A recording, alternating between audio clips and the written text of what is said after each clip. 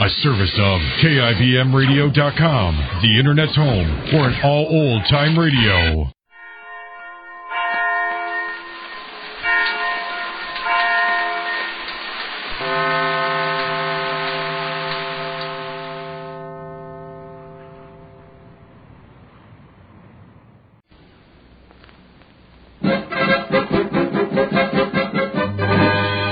Jerry of the Circus.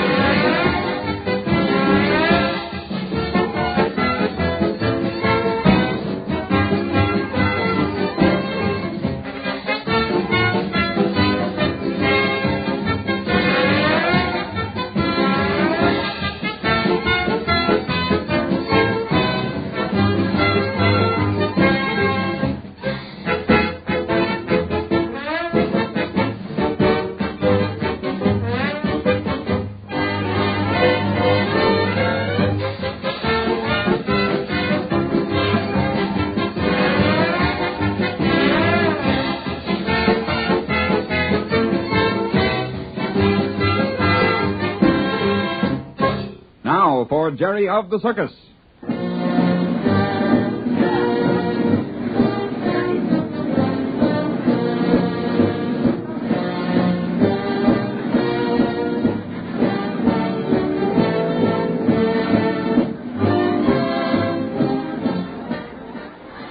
There it is, Rags, all finished. Oh, I see. You want me to send your personal regards too. Okay, now the envelope. Mr. Richard Grayson, Jackson City Trust and Savings Bank Building, Jackson City. Now what? Isn't that right? Oh, I see. It's Patsy. Hiya, Patsy. Hello, Jerry. And Rags, old fellow. Is the show over already?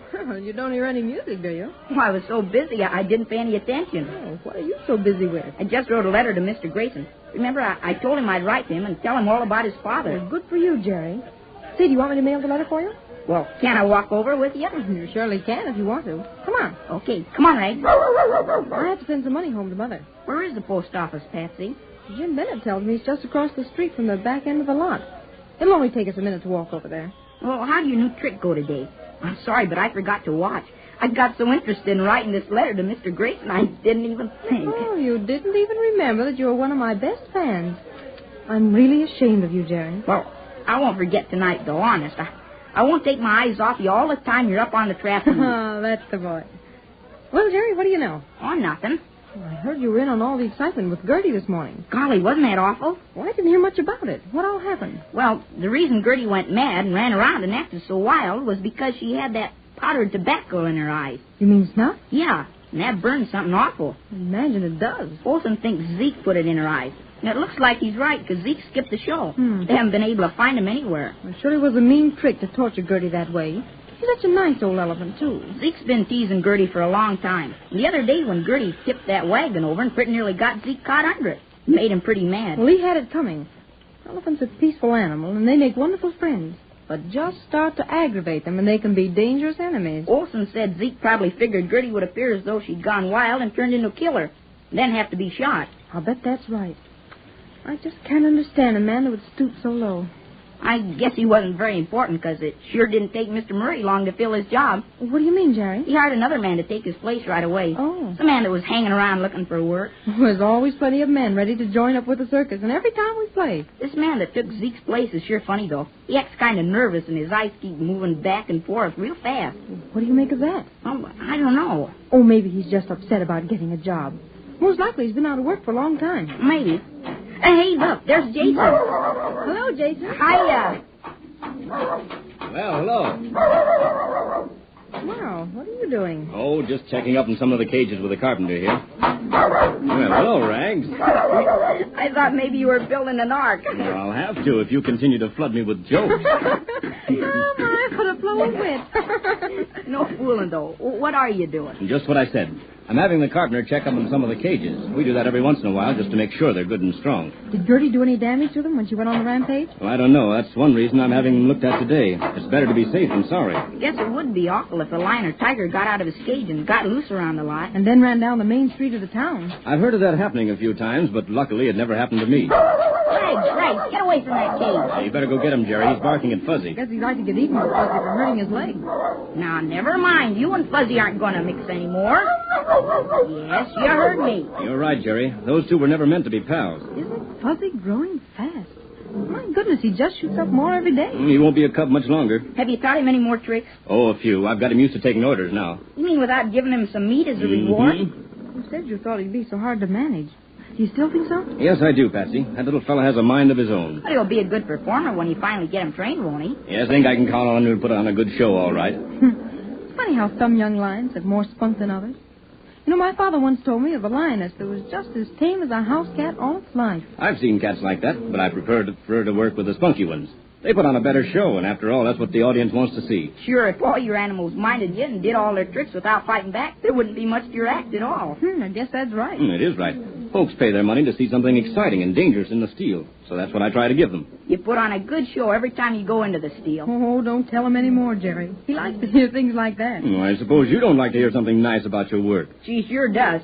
When I tell her how good her act is, she smiles and her eyes sparkles and she even blushes. There you are, young lady. You could give me away, Jerry. Where are you two heading for? Oh, Jerry and I are going over to the post office. I'm going to mail this letter to Mr. Grayson. Getting a letter off to Mr. Grayson like you promised, Uh-huh.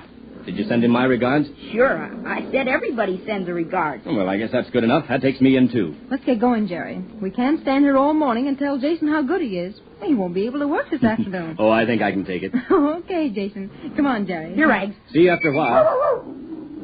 Okay, well, so long. Goodbye, Jason the Great. Why do you kid Jason like you do, Patsy? Oh, I don't know. I like to. He's so good-natured about being kidded. Yeah, he sure is swell. You know, Jerry, he's one of the nicest men I've ever trooped with. You know, everybody's nice in this circus. Yes, they are. But that goes pretty much for every circus. After the show is out on the road a few weeks and all the folks get to know each other, it's just like one big family. That's just the way I feel about it. Yes. You made a lot of friends, Jerry. And even when new people join the show, well, like the Bendinis, it isn't any time at all until you feel like you've known them all your life. Well, look, Jerry, there's the post office across the street. Better watch Rags when we cross there. I'll pick him up and carry him. Here, Rags. Oh, yep. Look at that pup jumping to your arms. Oh, that's cute. He likes to be carried across the street. And do you know, he'll never cross the street by himself. This is Jerry. Oh, okay. Busy stuff out here.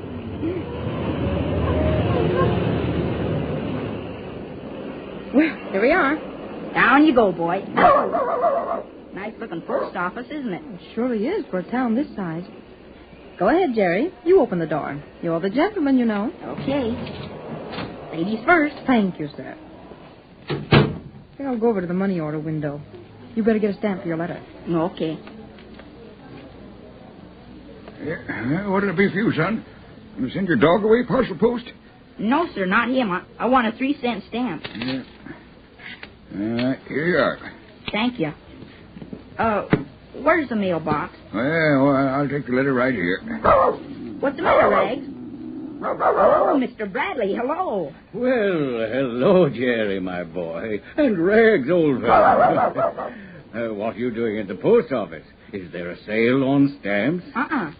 Why, that's funny. I heard they were selling 3-cent stamps, 2 for 6 cents. They are? You bet.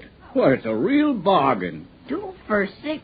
Oh, you're kidding. There's Patsy over there. Hey, look who's here, Patsy. Oh, hello, Johnny. Greetings, Miss Patsy.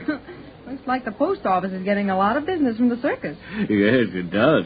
Oh, say, excuse me a second. I'm going to mail this letter. Well, of course, Miss Patsy. Look, Mr. Bradley, all those pictures on the wall here. Yes. Why, those are pictures of criminals at large, Jerry. Criminals at large? Yes, sir. You see this one? It says, wanted for grand larceny. And then it gives a description of the man. 5 feet 9 inches tall, weight 185 pounds, gray hair, age about 50. Look at this picture. I seen him someplace. Which one is it, Jerry? Right here. Oh, yes. Well, you think you know who this is? I wouldn't be sure, but he sure looks like someone I've seen someplace. There's a $500 reward for his capture. Let's see what it says about him. Escaped convict, Max Peters. Scar in back of left ear. Are you ready to go back to the lot, Jerry? Oh, wait a minute, Patsy. Jerry thinks he knows who this man is, Patsy. What? Why, that's a criminal. It says that he just recently escaped from state's prison. Oh, Jerry, now how would you know him? Well, I don't know, but I'm pretty sure I've seen him someplace. 5 feet 7 inches tall, thin brown hair, blue eyes, 140 pounds. It says he served 4 years of a 20-year sentence. Oh, it's absolutely impossible, Jerry. You've never seen him. He most likely just looks like someone you've seen. I know, I may be wrong, but I don't think so. If I could only remember now. It would be very much worth your while, with that $500 reward on his head. Does that mean that if I can tell the police where I've seen him or where he is now, I'll get the reward? Exactly. Oh, come on, Jerry. You're always playing detective. Now, wait a minute, Patsy. Wait till I see what else it says about him. But that's all there is, Jerry. No, wait. It says he's left-handed and has a sallow complexion. Well, that's not much information to track a man down with. I don't know what it is about his face, but I'm sure I know who he is. It's best not to take this too lightly, Patsy. You know, these posters are put up in places like this to help the police. And it's our duty to look them over and be of assistance if we can. Well, I never looked at it that way before. I guess you're right, Johnny. All these men at some time or other are captured and put behind bars. And many times their capture is effected by some alert person who has made a mental note of these posters and then has seen the wanted man and tipped off the police. Well, I can't think of who it is now, but I'm going to keep trying. Oh, that's the boy, Jerry. Well, are you ready to go now? Uh-huh. Come on, Rag. Here, boy. I'll tell you, it would be nice if Jerry would get that reward. It would be nice for anyone to get it. You know, it's very generous of the authorities to offer such large sums of money for the little assistance they ask. I think it's fun playing detective. It is fun, Jerry. It sharpens your mind, too. Well, then, now you've got something to work on that's really worthwhile. I studied that picture real good, and now I'm going to try to remember where I saw that man.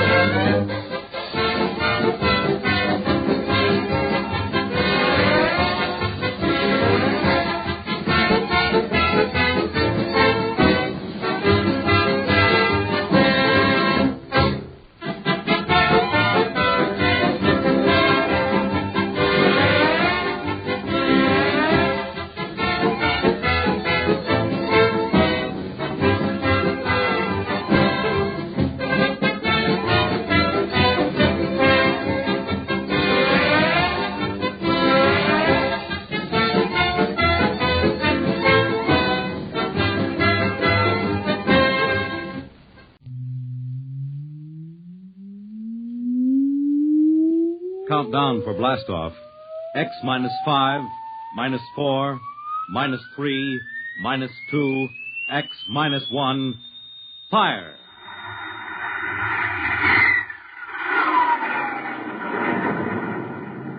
From the far horizons of the unknown come transcribed tales of new dimensions in time and space. These are stories of the future, adventures in which you'll live in 1,000,000 could-be years on 1,000 would-be worlds. The National Broadcasting Company presents X minus 1.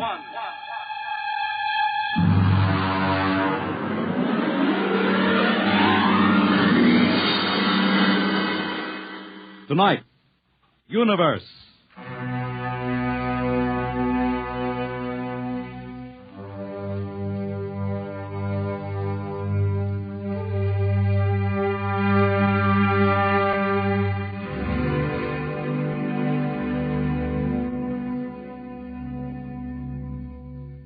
We are just beginning to discover how boundless our universe really is. And yet as man reaches out to the stars, out toward infinity, ironically enough, he may be building himself a new kind of prison. What would it be like to live all your life in a world no larger, say, than a single gigantic rocket ship bound on an endless mercy?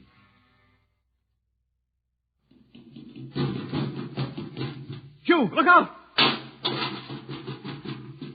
You all right? Yes. Just missed me. What was it? A mutant with a slingshot, I think.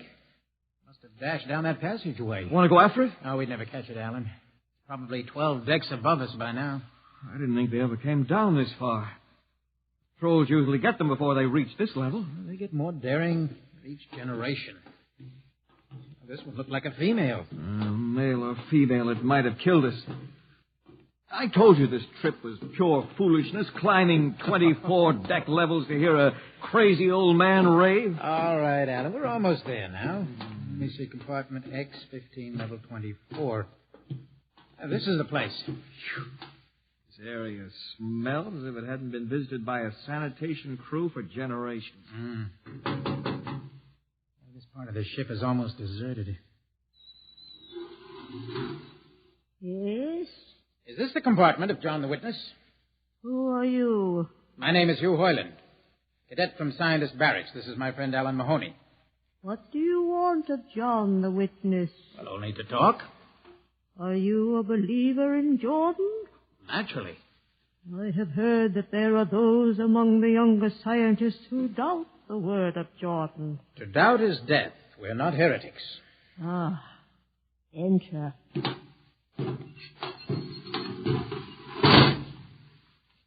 I brought you a gift of tobacco, grown on the richest level. Oh, it smells good. I assure you it's of the best. Wait here. I'll get him. What a rat's nest. Oh, what the devil do you think he can tell you? Alan, I'm not sure.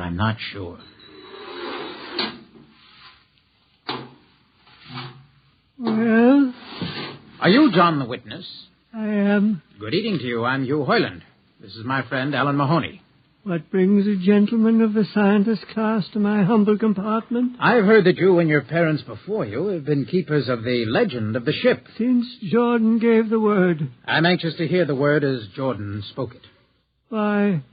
Because our young scientists, well, among them there have been some who talk against the word. There are regulations against such heresy. Still, some of them say the ship has no purpose. They say that we are here accidentally, that we have no more grace in Jordan's eyes than the most deformed mutant who dwells in the highest level of the ship. What shall I say to you? Well, I wish to hear the word from the mouth of one who knows, in order that I may become more convinced. Sit. You have a gift for the witness? The finest tobacco. Good. I will dim the lights. Now pay close attention, for these are the words as my father's father's father gave them to his son's son's son. This is how the ship came into being, how our people were created. In the beginning there was only Jordan, thinking his lonely thoughts. Out of his thoughts came a vision. Out of the vision came a planning, and out of the planning came decision. Jordan's hand was lifted, and the ship was born. Mile after mile of good compartments, tank after tank for gold and corn, ladder and passage, door and locker fit for the needs of the yet unborn. He looked on his work and found it pleasing, meet for a race that was yet to be. He thought of man, and man came into being. Then Jordan checked his thoughts and searched for a key.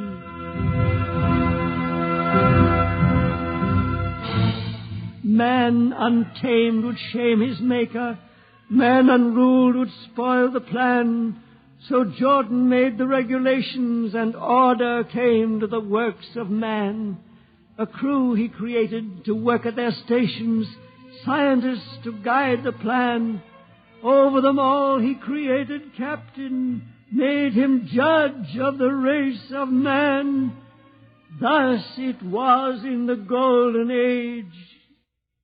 These are the true words? As my father's father taught them. But what of the strange beast-like people on the upper levels of the ship? Surely Jordan did not create them. Jordan is perfect.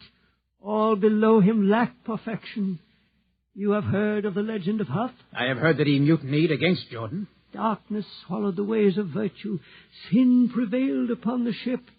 And before wisdom prevailed in the bodies of Huff and his followers were fed into the converter, some of the rebels escaped and lived to father the mutants. They are tainted with the sins of their fathers. Witness, one more question. Speak. What is the ship? The ship is a great sphere, 25 kilometers wide and 100 levels deep. I know that, but the upper levels. Regulations forbid us to venture into the upper levels, but it is said that beyond the levels of the mutants lies the forbidden place where Jordan's spirit prevails. So I've heard, yet something troubles me. Something which prompted my coming here. Yes, my son. What lies beyond the ship? What? What lies beyond the ship? This is heresy. Answer me. I will not permit such talk.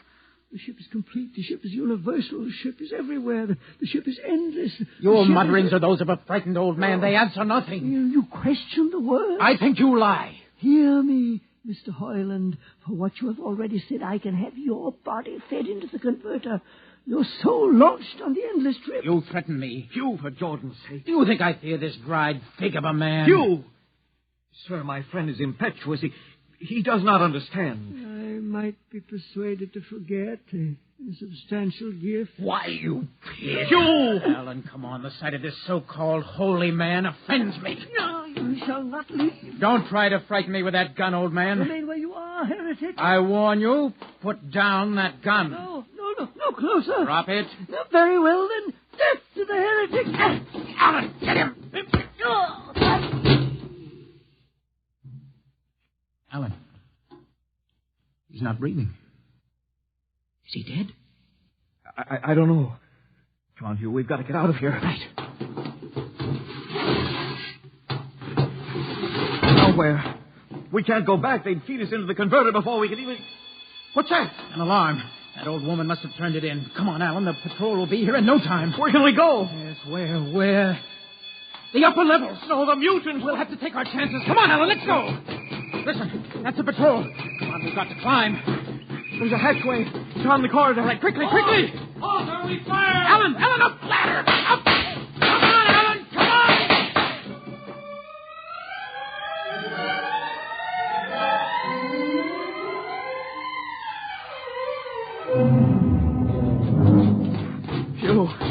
Hugh, wait.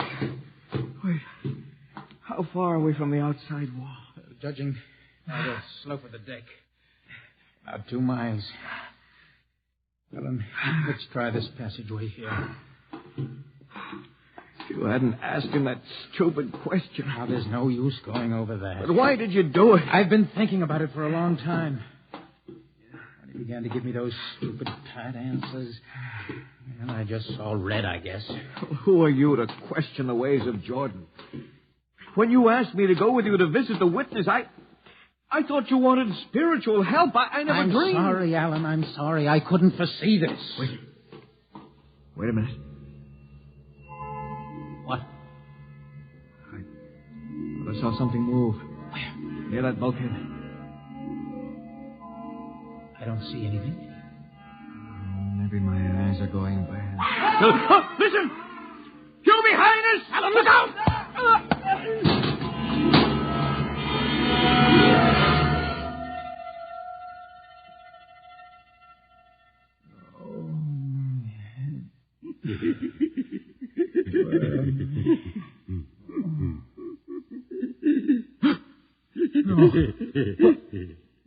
What are you? Away that knife. Keep away from me, you. Don't kill him. Not yet. Who are you? You must forgive my friend Bobo. Like so many of my people, he's rather impetuous. We're members of the so-called super race, I think. Who are you? What place is this? As you can guess from my leg. I'm a mutant. Mutant? Where is Alan? Your friend is dead. Dead? I was not able to restrain my people in time to save him. Why don't you destroy me and get it over with? We do not kill for pleasure, Mr. Hoyland. Only when necessary. You know my name? I read your identification tag. Who are you? Mutants can't read. My name is Gregory. Gregory? I'm a leader of my people. You see, although we are unfortunate in our heredity, Mr. Hoyland, many of us are quite intelligent. And why do you live like animals? We'd rather live like free animals than like regimented slaves, as you do. I've heard you practice cannibalism. Undoubtedly, you hear many things about us. You turn your head. Why? That monster. I've never seen a creature like him. Bobo is an unfortunate. He was born without the power of speech. How can you tolerate such a monstrosity? We've learned to live with difference. If we began to destroy our imperfects as you do on the lower levels, there would soon be no one left. It violates the regulations. The word of Jordan. You know, Mr. Hoyland, your people are really quite primitive and barbaric. You dare say that to me? I dare say a good deal more. Let us go to my compartment and speak further. I'm always interested in information on the lower levels. I'll give you no information. Bobo. No. I want Mr. Hoyland in my cabin, please. No! I advise you to go quietly, Mr. Hoyland. Bobo has a hatred of superior beings, which is unfortunate, but quite understandable. Proceed.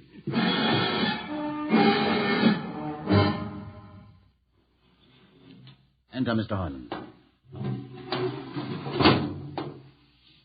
This is where you live? Yes. But you have books. Stolen from your libraries, Mr. Hoyland. Compton's Astrophysics, Philosophy of Interstellar Navigation, Celestial Mechanics. You've read these? Most of them. I had no idea that you... Why did you bring me here?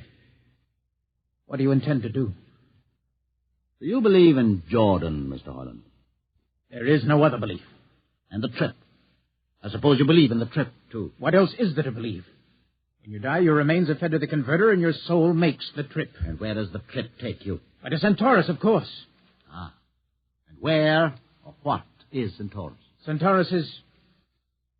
Mind you, I'm just telling you the orthodox answer. Centaurus is where you arrive when you've made the trip. A place where everybody is happy and where there's always good eating. And you believe this? Well, the peasants believe it literally, but many of the younger scientists, like myself, know it is figurative and symbolic. Why do you ask? Did it ever occur to you, Mr. Hoyland, that the trip is exactly what your peasants believe it is? What? And that the ship and all the crew were actually going somewhere, moving? The ship can't go anywhere. It already is everywhere. Imagine a place bigger than the ship. Much bigger? With a ship inside it, moving inside it. Can't be any place bigger than the ship. There just wouldn't be any place for it to be. Oh, for heaven's sake, listen. You know the lowest level? Of course. If you started digging a hole in the lowest level, where would that hole go? It's forbidden to think such thoughts. Where would it go? I can't think about it. Bobo, we're going to take Mr. Hoyland to the place. No. Where are we going? To the top level. But that's certain death. Nonsense. I've been there 1,000 times. Come on. No, I won't. I won't. You can't make me. I think we can. Please.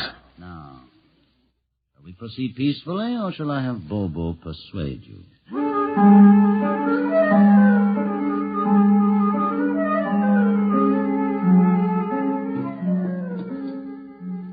Open the door, Bobo.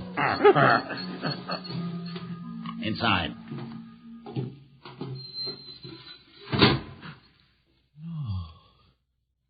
What place is this? This, Mr. Hoyland, is the main control room. Why, Mr. Hoyland, you're trembling. It isn't true. No. No, there's no such place except in mythology. Ah, you younger men are so wise, Mr. Hoyland, except for one thing. This happens to be the main control room of the ship. Main control? But it's just a huge room with an instrument panel. And what did you expect? How do you know this is the main control room? See these instruments? Using them, the navigator many hundreds of years ago actually steered the ship on its voyage. I don't understand. I didn't suppose you would. Sit down. Very well. Look up. What do you see? A huge shield. Watch it for one moment, Mr. Hoyland. You're going to see something that few of us have ever been privileged to witness. What are you doing? I'm dimming the lights. Don't be frightened. Keep your eyes focused on the shield above us. Ready? Watch. It's sliding back. Ghost of Jordan. Well? What am I seeing? The universe, Mr. Hoyland. The universe in all its beauty. The stars, the planets, the suns and moons and constellations. No. No, it can't be. The ship is the universe. There is nothing but the ship. Ah, but there it is.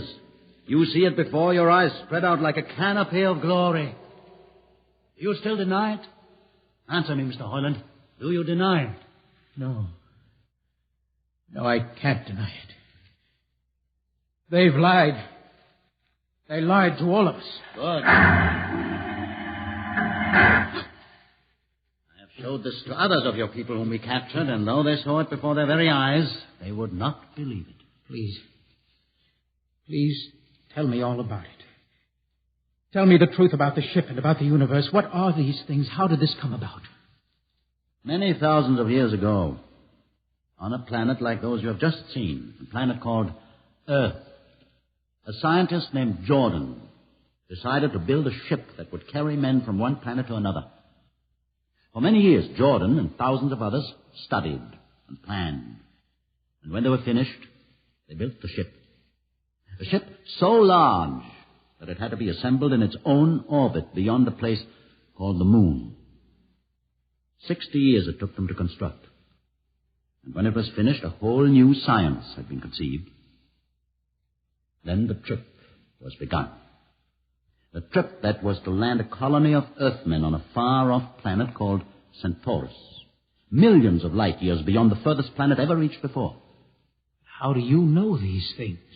Among my books are the log, which Jordan himself kept, and the records of the journey for the first 40 years. What happened? There was a mutiny. A man named Huff led a rebellion of those who wanted to turn back. In the struggle, the navigators were killed. The crew fell into a state of anarchy.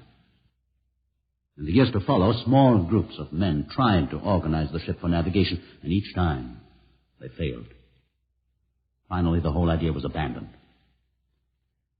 And so, for centuries, we have swung in space, unmanned, undirected, living in a lost world of our own making, without purpose, without direction. Why have you told me this? Can't you guess? You want to finish the trip. Yes, but I can't. You can't? Look at me, Mr. Hoyland. You see, a mutant, a man with a twisted leg. My people are outcasts, condemned to death if we so much as set foot in the lower levels of the ship. The main drive is in the lower levels where my people are forbidden to go. No. It would mean that both our people would have to work together. Our differences encouraged rather than denied. All right. I'll see the captain himself. I have an uncle on the Central Board. I'll tell him what I've seen here. And do you think he'll believe you? Send one of your people with me. That's asking a good deal. I'm risking a good deal by going back. Very well. Bobo will go with you. Bobo? He can't talk. There will be no need for talk. I will write a message guaranteeing safe conduct for a group of unarmed scientists to visit the main control room. Bobo will take you safely through our territory. What happens when you reach your own level is up to you.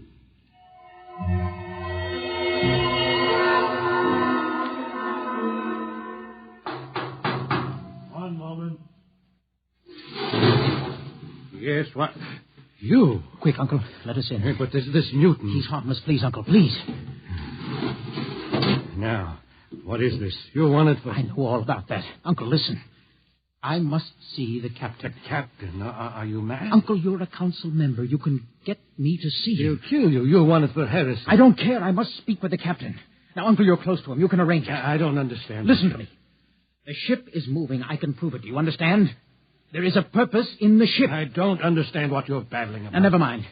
Just talk to the captain. Tell him I have information of tremendous importance. Tell him I've arranged a truce with the mutants. Truce? Here. Show him this paper. Signed by their leader. Do it, Uncle, for my sake. I don't know what... Uncle, please, if I'm to die, let this be my last request to you. Very well. I'll speak to the captain.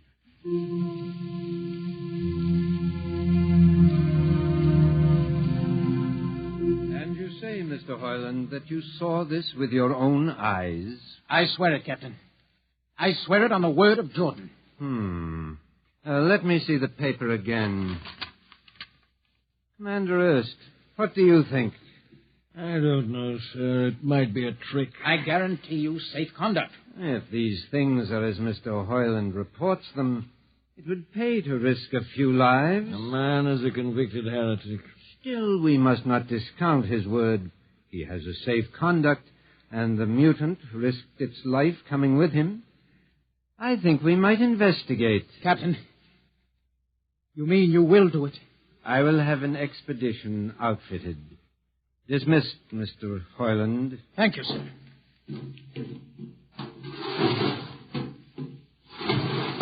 Captain, Commander Erst, sir. You will make the necessary arrangements for an expedition.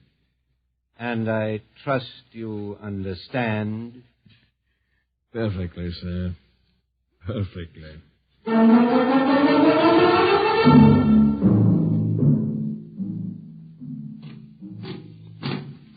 Lieutenant. Mr. Harlem? Well, you better halt your men here. This is the spot. Patrol! Up! Well, I see no welcoming party of mutants. There'll be none. Their leader will meet you inside the main control room. You don't say. Just where is this main control room? Beyond that door. I see. All right, men. Ready up. Lieutenant, why do you ready arms? In case of ambush. Ambush? Now, wait a minute, Lieutenant.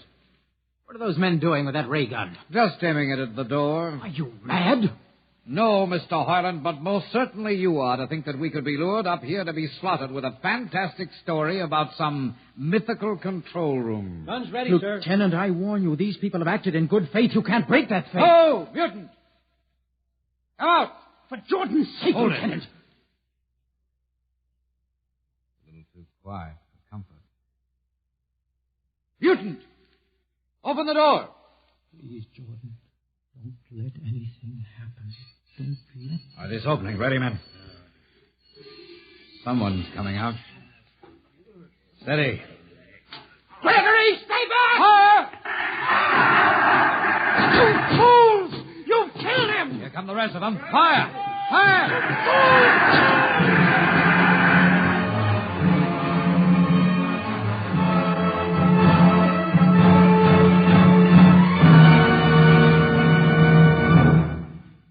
That should teach them a lesson they won't forget. All right, men, inside the room. Come on, Harlan. You're under arrest as a conspirator in this ambush. Ambush, you fool. You blind, stupid fool. All right, that'll be enough. You've been inside this place before? Yes. What's this machinery? These are the controls he would have used to steer the ship. Gone out of his mind, Lieutenant. Steer the ship? Who? The leader, the one you killed. This ugly mutant? This ugly mutant. happened to be a man of true genius. Why, you're mad. Am I? Lieutenant, this man had a vision which would have saved you, but you chose to kill him because you couldn't stand the sight of his difference from you. Shut up, Highland. Don't listen to him, man. You can't shut your eyes, and you can't shut your minds, and you can't shut your ears to this. Roof's moving back. Yes, look. Let the vision of this confound your ignorance and blind your eyes. This is the heritage of stars and open skies, for which men have yearned for centuries. Try to destroy this, and you will only destroy yourselves. Back to the heritage. But I say to you that you can't keep this from our people. They will seek it out. The ship will be manned, and the ship will be steered, and there will be freedom, purpose, and respect for ourselves. This is your heritage. Look upon the universe. Kill him.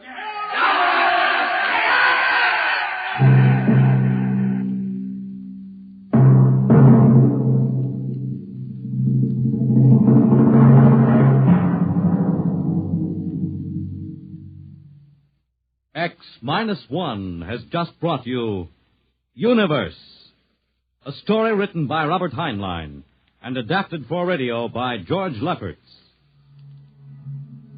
Heard in the cast were Donald Buca as Hugh, Peter Capell as Gregory, Bill Griffiths as Alan, Abby Lewis as the woman, Edgar Staley as the witness, Jason Johnson as the uncle, John Seymour as the captain, and Ian Martin as the lieutenant. Your announcer is Fred Collins. X-1 is directed by Fred Way and is a transcribed NBC Radio Network production.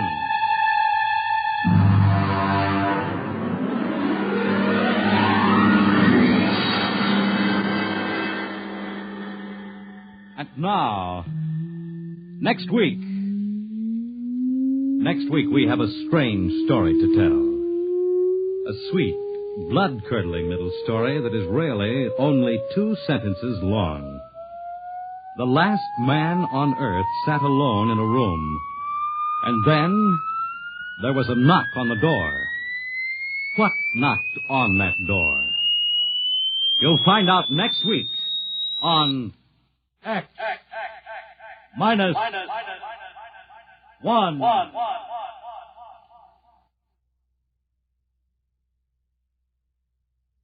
When you buy United States savings bonds, you help to build your own future security. Here's an opportunity to save systematically for long-range personal objectives. So invest in United States savings bonds.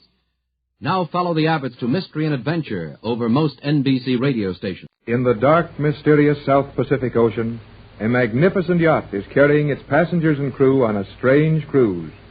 Jerry Hall has joined Mrs. Gregory and Captain Bradford on the Gregory yacht to aid in the search for Mrs. Gregory's little girl.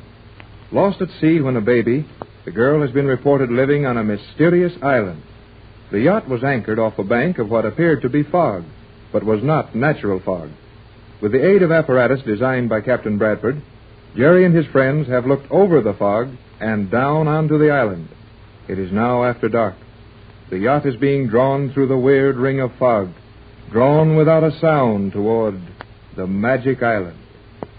But Jerry, how could we be pulled to the island by the same magnetic force that was pushing it away from it an hour ago? Well, you see, Mrs. Gregory, magnetism works both ways. Maybe I can't explain it right, but anyhow, a magnet can either be fixed to attract or repel. Is that what I'm trying to say, Captain Bradford? Well, at least you're heading in the right direction, Jerry. It's a poor electrical engineer that can't do tricks with an electromagnet and plenty of power. Electrical engineer? I thought we'd find a tribe of savages on this island, if we found anything. Yeah, that's what I figured, too.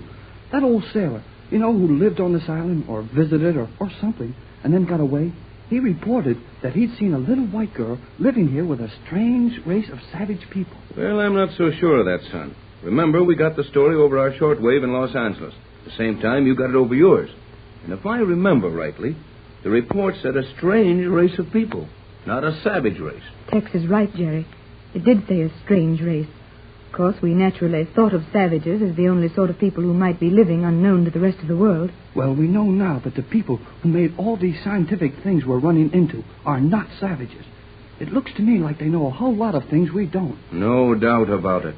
And while we just stand and talk on this deck, a heavy yacht with 800 horsepower motors is drifting helplessly into something we know nothing about. Well, let's quit talking and do something.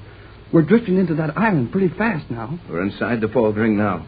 Oh, if only it wasn't dark. We'll hit the island pretty soon. But, well, we're going slow. I guess it won't hurt the boat. There's not a sound from anything. Can't even hear a ripple of water. This water is oiled or treated with something to hold it still on the surface. I can see a little light ahead. There's a yellow glow all over in front of us. Nothing we can see distinctly, though. We're slowing up. The boat is barely moving. Look, Tex. Can you see an outline there? Where? No. Where, Mrs. Gregory? Just off the port beam, Jerry. No. I don't see anything. I do now. You're right, Pat. Look over here, kid. There's an arm jutting out right alongside the rail. Golly of whiskers. It looks like a dock. We're drifting right up to it. Not drifting. Don't forget, son. We're being pulled. That light ahead is getting more distinct. I can make out the shoreline now. Funny shoreline. It looks so straight and smooth. See? See, it's shining in that yellow glow. Hold it. Quiet, both of you. Not a sound.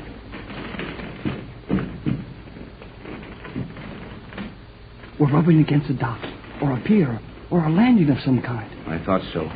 And the boat has nearly stopped. It has stopped. We're not making any headway. But the stern is swinging in near that landing. Gee, the boat acts as if it had a shoreline, and we're being snubbed in. We are being snubbed in, and without a line. This yacht is being warped against that dock by the same force that pulled us through the fog bank and into this shelter. But why don't we see somebody or something? Or hear something.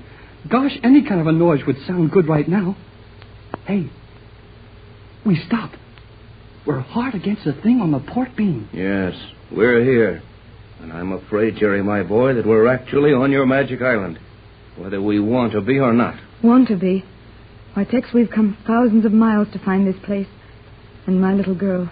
Do you think we'll really find Joan here, Captain? Like the old sailor said? We're liable to find most anything here. Then let's start looking for it. You better go into your cabin, Pat. And stay there while Jerry and I have the first look around. I should say not. Wherever you two go, I'm going. Where are we going, Tex? We're going to step out on that dock, or ramp, or whatever it is, and see what happens. Oh, boy. Let's go. Steady, son. You go back and tell the skipper to stand by. Tell him he can quit worrying about his anchors. We're fastened to this island until someone else wants us to go. Yes, sir. And Jerry, tell the skipper to look sharp and give us a signal if anybody boards him. I'll be right back, sir. Oh, Tex, what do you think we'll find here? What's going to happen? What manner of people live here? Hold on now, Pat. You know as much about all that as I do. We'll just have to ease ashore and keep snooping around until we find something. Or something finds us. You better stay aboard, Pat. I'm not afraid. That is, of course I'm afraid. Horribly afraid. But you're all here because of me. It's my little girl we're looking for. And I'll go wherever you go. All right. You're the boss of this expedition. Everything's shipshape aboard. I gave your orders to the skipper, Tex. Any comments from him? Well, he looked plenty worried. And he didn't even say as much as he usually does. That would be only one word at a time. This time he just nodded his head. All right, now here's our situation as I see it. There's no use making any plans as to what we intend to do, because we haven't the faintest idea what conditions we'll find when we get ashore. Now, we'll just step over on that landing there, keep close together, and walk toward that yellow glow of light. Whatever you say, Tex. Aye, aye, sir. All right, now. Over the side. I'll go first. All right, Jerry, come over. Now, Pat, give me your hand. Now, all stand still for a second. Try to get your eyes accustomed to this yellow light. What there is of it. I can't see any better now than I could when we first saw that yellow light. Neither can I. And yet, I can. There's something weird about that light. I have an idea there'll be something weird about everything we see for some time to come. Now, Jerry, you walk on my right here. Pat, you on my left. Both of you stay close enough that we can rub elbows as we walk. And stay close. Now, Let's start slowly and carefully toward that yellow glow. Neither of you speak until I tell you to. Ready? I am. Yes, Tex. Not a sound. Here we go. And walk quietly.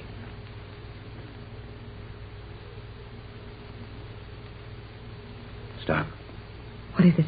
Did you see something? No, and I didn't hear anything. That's what's wrong. Well, what did you expect to hear? Our footsteps. I felt this landing with my hands when we came off the yacht. And if I ever felt any before, it's made of concrete. But here are three of us, walking at a fair pace. I have on heavy boots with leather heels, and yet we didn't make a sound. Oh, that's right. Well, wait till I feel this stuff with my hands. You're right, Tex. That's concrete, all right. But when I felt it, I slapped it good and hard. It made almost no sound. Gee, do you think... I think we've stumbled onto the greatest scientific miracle of our time. And there's no use in our trying to walk quietly or make any secret of our movements. You mean we're being watched now? In the dark? No. The captain means we're being watched by somebody who can see through this yellow haze. Just as easy as we could see in broad daylight. No doubt about that, son. This island, if it is an island, is years ahead of anything we have ever known. And it has people on it that know things we never dreamed of. Could this all be artificial? The island, the fog, this light? Yes, it could be. And it is. For the simple reason that it couldn't possibly be natural. Golly whiskers. Well, what can we do? We can only do one thing, Jerry. Keep walking toward the center of that yellow light. Come on, men. I'm nervous and anxious to get it over with. I can't even see as well as I could. Say, wait a minute. That's funny. What's up, Jerry? That yellow light. Look, behind us. What? Why, the light has moved. The center of it is behind us now. Yes, and if you look to the right or left, you'll see the center of it there, too. But the center of it couldn't be all around us. It has no center.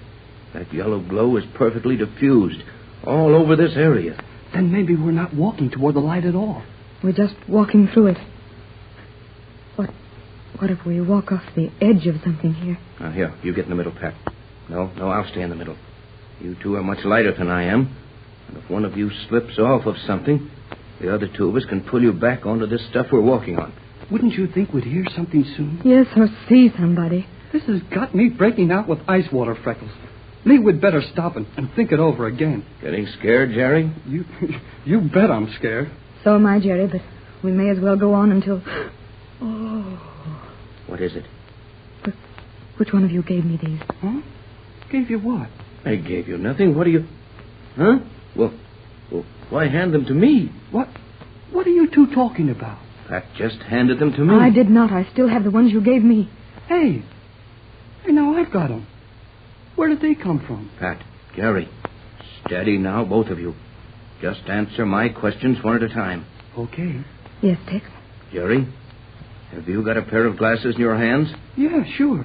Mrs. Gregory just handed them to me. Jerry, you handed them to me. Quiet. One at a time, I said. Have you also got a pair of glasses in your hands now, Pat? Yes, I have. But I... Yes, and I've got a pair. But where did... Tex, what is this? Quiet, I said. May mean our lives. Quiet while I talk. Someone or something we couldn't hear, see, or feel has just handed each of us a pair of glasses. There must be a reason for that. Well, I don't want to find out what it is. Oh, Tex, what have we gotten into? You know about as much about it as I do. There's only one thing to do. Each keep your grip on the other one's arm and put your glasses on with one hand. But what do you suppose the glasses are for? What any glasses are for, to see through. But it's nearly dark, worse than dark. What good will glasses do? Someone handed us those glasses. Someone who made no sound. And they weren't fumbling around in the dark because they didn't touch us at all. Therefore, whoever it was must have been able to see, and see perfectly. I think the time has come when we'll be allowed to see our surroundings.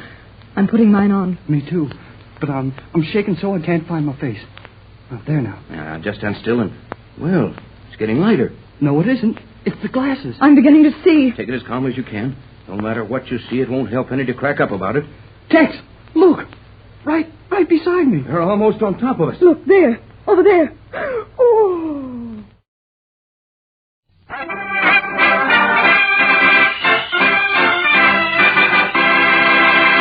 Hello there, gang. This is your pal Dan McCullough. You know, it's a good idea to be an eager beaver about breakfast. Sure, because if you don't eat hearty, how you going to feel like starting your day in high? So get hep to Kellogg's Pep, the Sunshine cereal. Pep is smack full of solid whole wheat nourishment, plus gives your nutrition quota a real boost. And that's only half of it.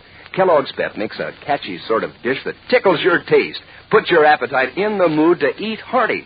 And that sunshine flavor. Now, there's a treat for you. It's a lively flavor, a golden toasted flavor, a super delicious flavor. Why, your spoon just naturally keeps going right back for more.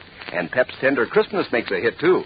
Why, Kellogg's Pep tastes so good, you won't want to stop until you've finished off every crunchy flake in your bowl. That's the hep thing to do, you know, particularly nowadays when the cereal grains have been picked out to help give good nourishment to fellows and girls overseas. So when Mom brings Kellogg's Pep home from the grocer's, make sure there's no waste at your house.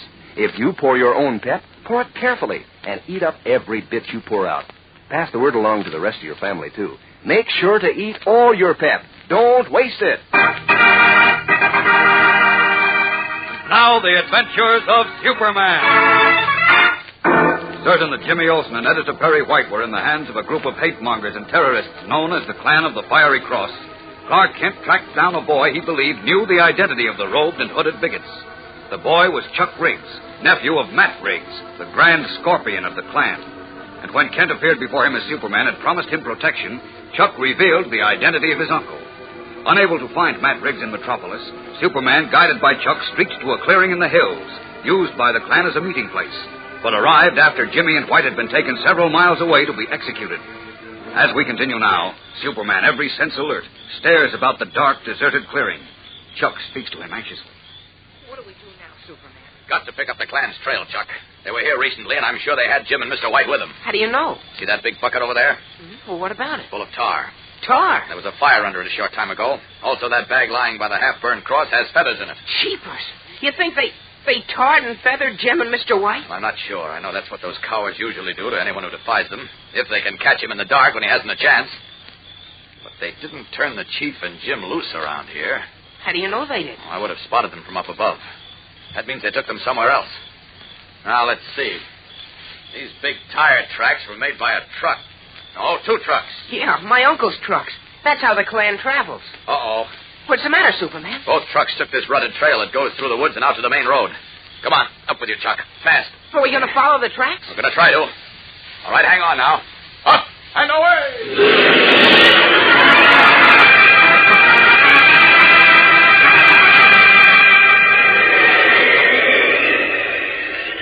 Uh-oh. Now what? What are you stopping for, Superman? See that fork down there? Yeah. See how 3 roads go off through the hills in 3 different directions? We'll all have tire tracks on them. Which one do those hooded rats take? Gee, I don't know. I guess there's only one thing to do. Wrap my cape around you, son. That's it. All right, hang on tight, Chuck. We're going to range around. Away!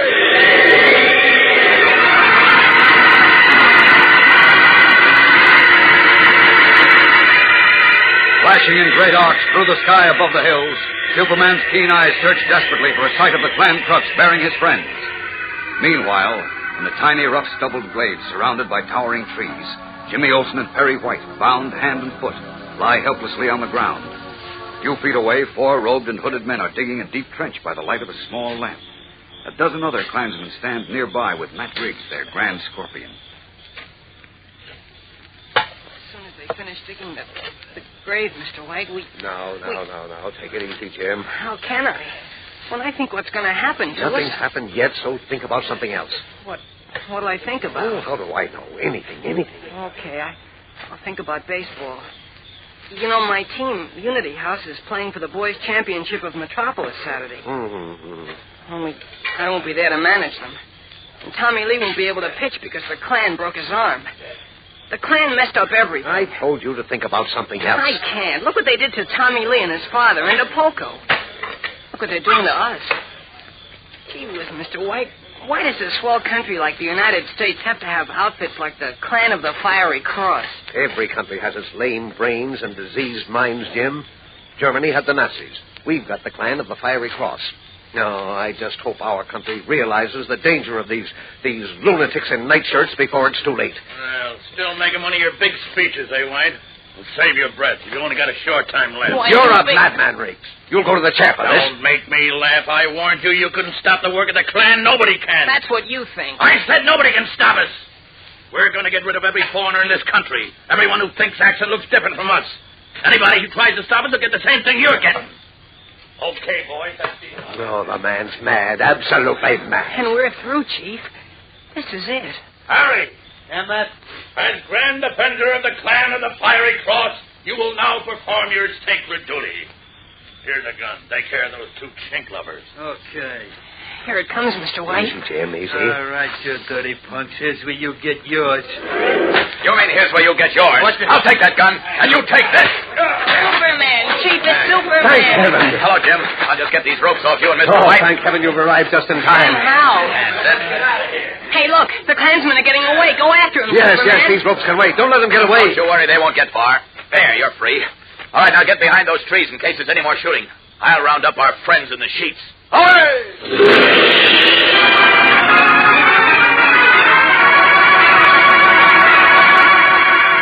Like a great flashing eagle, the man of steel pounces upon the terrified Klansmen as they seek wildly to escape through the woods.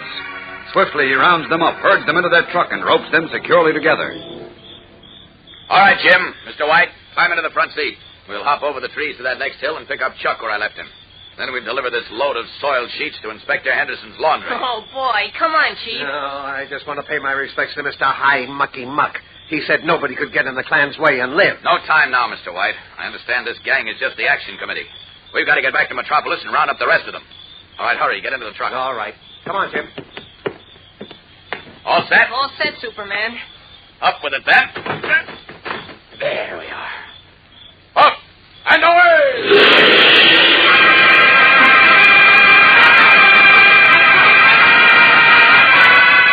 Lifting the huge truck as if it were a child's toy, Superman carries it swiftly over the trees to where Chuck Riggs waits for him, then streaks on to Metropolis and lands in the parking area behind police headquarters. All out, end of the line. Boy, oh, boy. Will Inspector Henderson be glad to see these Oh, guys? I wish I had a cameraman here. Well, you Klansmen are a fine, brave-looking bunch now, eh? But you'll look better when you swap those sheets for striped prison uniforms. Listen to them squeal. Rats always squeal when they're cornered, Jim. They're only brave when their victims are smaller and weaker than themselves. Come on, all of you. Out of the truck. Oh, boy, this is wonderful. How do you feel now about stopping the Klan, Riggs? Hey, Riggs. Riggs. Say, where is he? Oh. Well, the Grand Scorpion, or wherever he calls himself. Matt Riggs. Where is he? Gee whiz, I don't see him. They must be here. Well, he isn't, I tell you. His robe had a blue scorpion on it. That's right. He must have got away. Oh, I'm sure I got everyone on the road and in the woods. Wait a minute. All of you, take off your hoods. Take them off, I say. That's better. Now, Mr. White, Jim, Chuck, is Matt Riggs here? I don't know. He got away. Great Scott, I don't see how he We've got to find him, Superman. He's the big noise of this outfit, and he's a dangerous madman, a murderer. He sure is. Golly, now he'll get me. He'll come back Don't and you worry, Chuck. You stay here until I get back, all of you. Oh, good. Here come some officers. Tell them what happened, Mr. White, and see that these Klansmen are locked up. I'm going back to find Riggs. Up and away!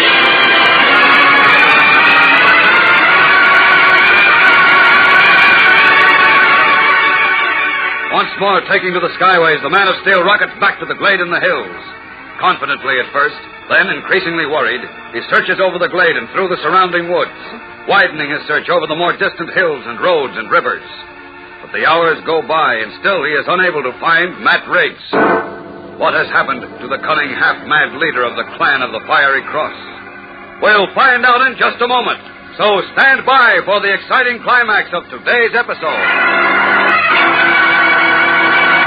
You know, this week's Pep Dish of the Week sure has a lot of spoons going around in circles these mornings. That's how you make a blueberry whirligig, you know, the new Pep Dish of the Week that's making such a hit. Here's the whole story. You start off with your serving of Kellogg's Pep, the Sunshine cereal, topped with a sprinkling of fresh blueberries.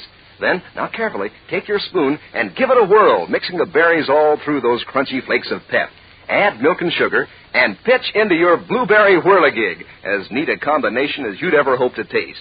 Of course, Kellogg's Pep stars on any team at any breakfast. It's golden toasted and sunny, loaded with a sparkling sunshine flavor that gives your appetite a real come-on. Pep is crisp and tender, too, so terrifically good you keep right on eating until you've polished your bowl clean as a whistle. And that's the right angle, you know, because nobody wants to waste cereal when we're sending the grains to fellows and girls overseas. Keep that in mind when Mom brings Kellogg's Pep home from the grocer's. If you pour your own Pep, pour it carefully and eat up every bit you pour out. And say, kind of keep an eye on your younger brothers and sisters, too. That's important, gang. Eat all your Pep. Don't waste it. Late that night, as Superman and the alerted police scour the hills and countryside for Matt Riggs, the Grand Scorpion of the Clan of the Fiery Cross stops at the door of a handsome brick house in a town across the state line and rings the bell. His clothes are bedraggled. His shoes are caked with mud. But his strange, slate-colored eyes still gleam with a half-mad light as the door opens and Cedric Wilson, Grand Imperial Mogul of the Clan of the Fiery Cross, peers into the dark. Who? Matt Riggs. What are you doing here? Let me in, Wilson. The clan's in danger. Danger? Yes, but I know what to do. I know how to save it, Wilson. Really? Yes, but we got to work fast, very fast. Look, Come in, Riggs. Follow me.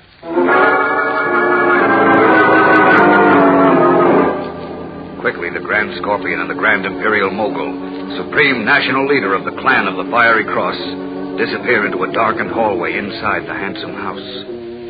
What is Matt Riggs' plan? What new menace are the leaders of the men of hate about to hatch against our friends and against all decent citizens? Our story has taken a strange new twist, fellows and girls, which makes tomorrow's episode packed with thrills, drama, and surprise. So don't miss it. Tune in, same time, same station. And remember, for breakfast, it's Kellogg's Pep. For excitement, the adventures of Superman.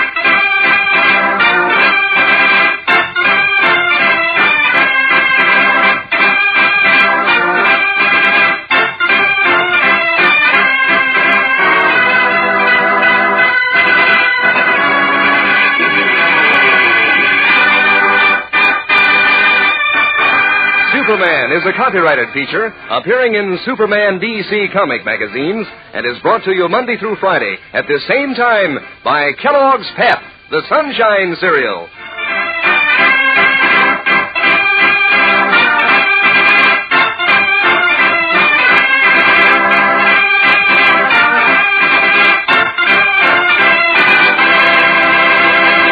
Say, kids, if you're training your dog, try rewarding him for good behavior with Kellogg's Grow Pup.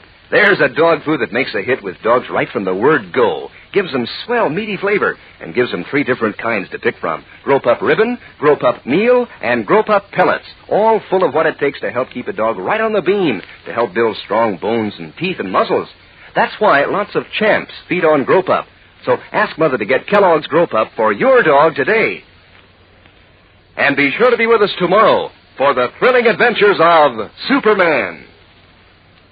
This is the Mutual Broadcasting. Tired of the everyday grind? Ever dream of a life of romantic adventure? Want to get away from it all? We offer you Escape. Escape, designed to free you from the four walls of today for a half hour of high adventure.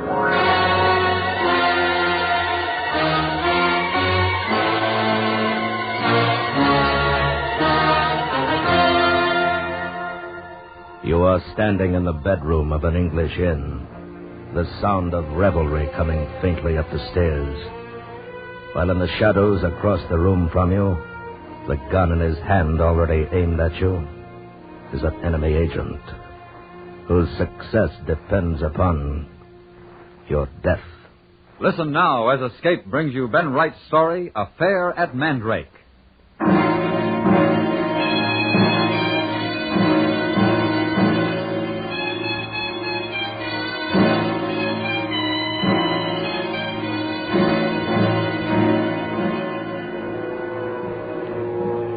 This town, this beach might have been wonderful in peacetime, I don't know.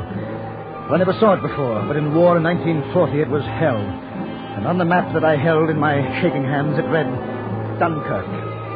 I stood by a burnt-out truck, reeling with fatigue, watching what was left of my battalion lurch like sleepwalkers onto the shell-swept dunes to await their turn on the little ships that were struggling so desperately to get them away and back to England.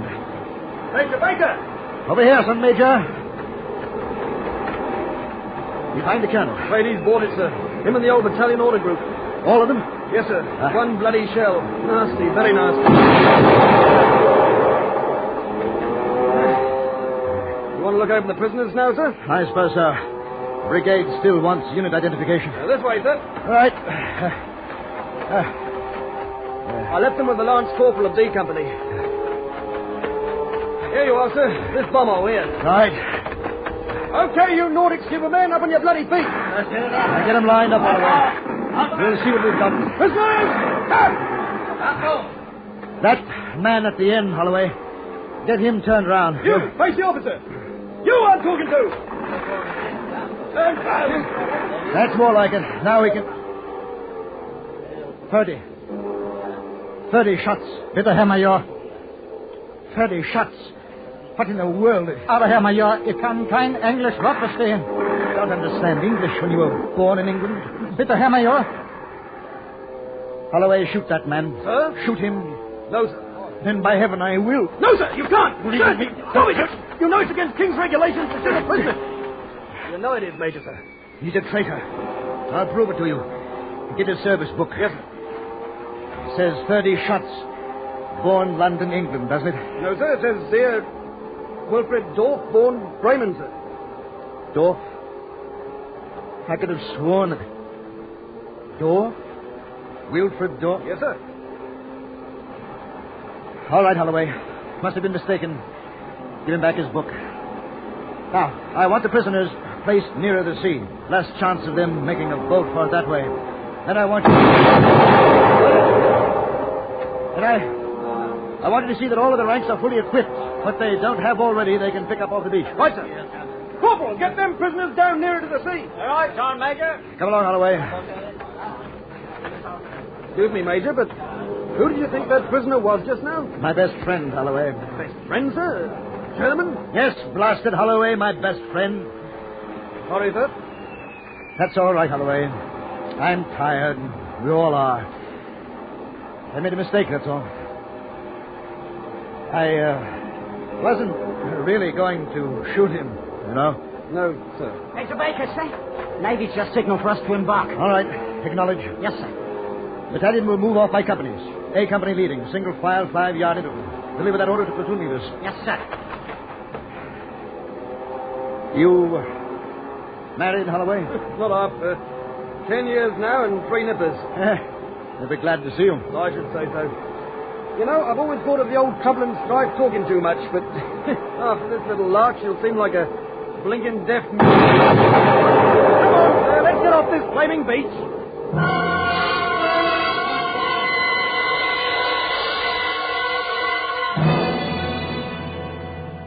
We left Dunkirk blazing behind us, and the Navy took over. Then England again, and finally the blessed release of 2 weeks' leave. But it was a short-lived happiness, for on the 6th day I was ordered to report to the War Office. General Ballister, sir. Baker, yes, of course. I sent for you, didn't I? Oh, Baker, congratulations. I beg your pardon, sir? On your military cross.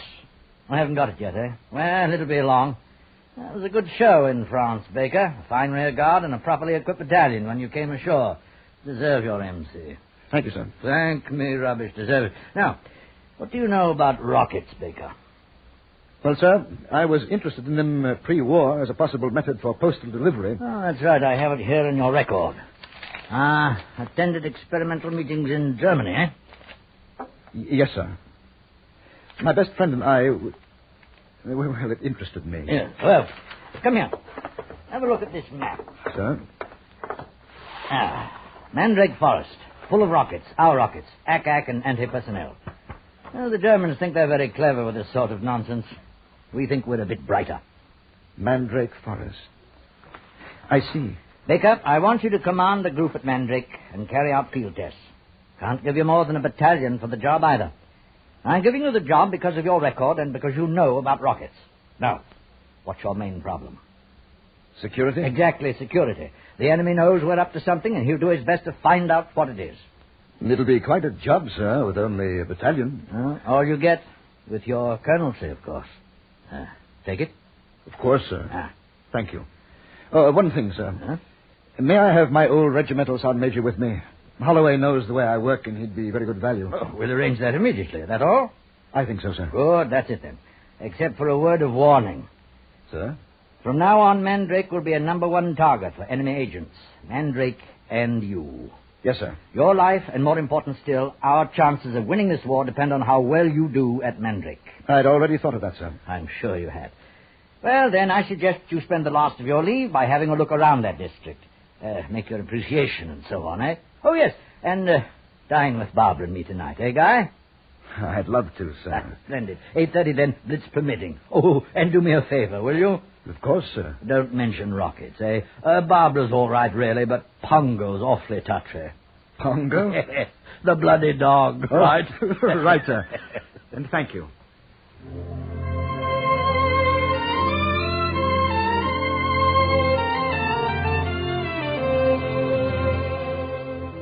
The dinner was excellent, as was the courvoisier. So it was well after midnight before I said goodnight to the balusters and made my way slowly towards my flat in Cranmer Mews.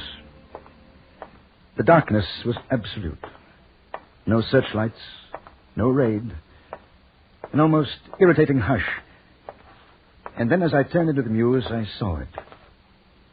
A chink of light coming from my own window. I moved quietly, yet as quickly as possible, up the steps, then stopped suddenly. My door had been forced. I eased it open wider and stepped through. There was a ribbon of light from the study. Then, as I slowly edged closer...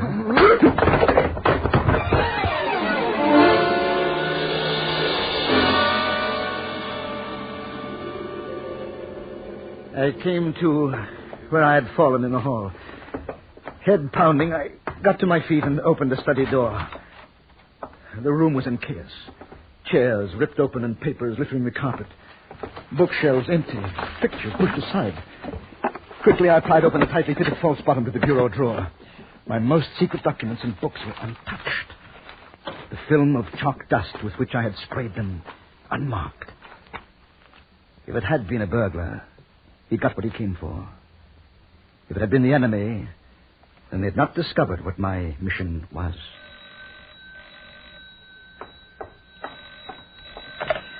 Hello. Guy, sorry to disturb you. Baluster here. Oh, yes, General. Got another blister for you, I'm afraid. In what way, sir? Now, just after you left, I got a toll call from Pick Spooner. Chap's commanding a prisoner of war camp just outside your new area. Yes, sir? Yes. Thought I ought to tell you. Pick was livid. Said that 2 days ago, 6 of his POWs made a boat for it. His patrols have brought in 5 of them, but one is still swanning about scot-free. Bloody well vanished. Got a description of him, sir? That's why I rang up. Blight is about 32, medium build, but tall, pale face, black eyes and hair. I'll keep my eyes open, sir. Anything else? Yes. Pick thinks he must speak fluent English and know the country well. Oh, yes. The fellow's name is Wilfred Dorff.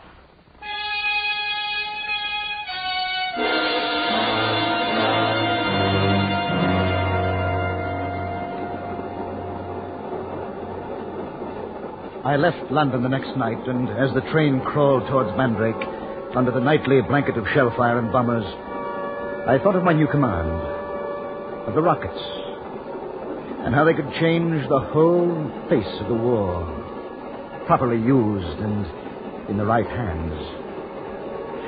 And I thought, too, of Wilfred Dorff, whom we'd captured at Dunkirk, the man I'd mistaken for my oldest friend, Ferdy Schatz. Ferdy's parents had been German, certainly, but he was a British citizen until he had gone to Berlin in 1937 to finish his studies there. And if Dorff was Ferdy, why had he refused to recognize me that day? Shame? Fear? Why? Why change his name? In any case, I'd soon find out. For somewhere in the forest of Mandrake, he was loose.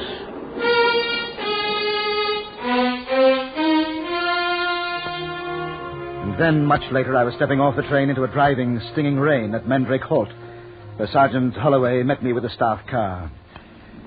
And in a matter of minutes, we were driving away from the station toward the little town of Mandrake. The adjutant sent his apologies for not being here, sir, but the camp's a mess and he couldn't get away. Thanks, Holloway. Well, they posted you quickly enough. True, sir. Hardly had time to get my pack off. Camp's a mess, huh? Yes, sir. The adjutant suggests the Red Lion pub in the village for you, sir, till we get settled a bit. He's warned them, sir. Cheer up, Holloway. It's not as bad as all that. No, sir. Well, at least we're home. Yes, sir. But if you'll forgive me saying so, it ain't much better than the beach at Dunkirk. How was your wife, Holloway? Talky, sir. Very talky. Well, this is it, sir. The Red Bloody Lion. The camp's number is Mandrake 45 if you want the staff car for reconnaissance. Fine. Thanks for meeting me, Holloway. How about a drink before you go back? Well, it's very good of you, sir, but the sergeant's mess managed to get a couple of barrels of Scotch ale last night.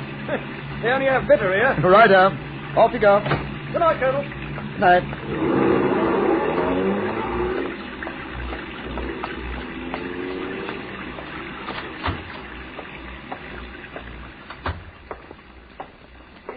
Colonel Baker, isn't it? That's right. I'm Alfie Bingle. I've been expecting you, sir. Your adjutant gave us a buzz, and we've the best room put by for you. Number 6 on second floor. Has to eaten out yet, sir?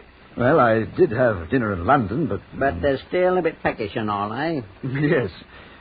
Yes, as a matter of fact, I am. Well, don't you worry, sir. I told the old lady to put by half a blood pudding and some green gauges for afters, just in case. That sounds fine. I'll take your valise up for you, sir, and the bottle of Jameson's Irish the adjutant sent along. You just stop into the bar parlour.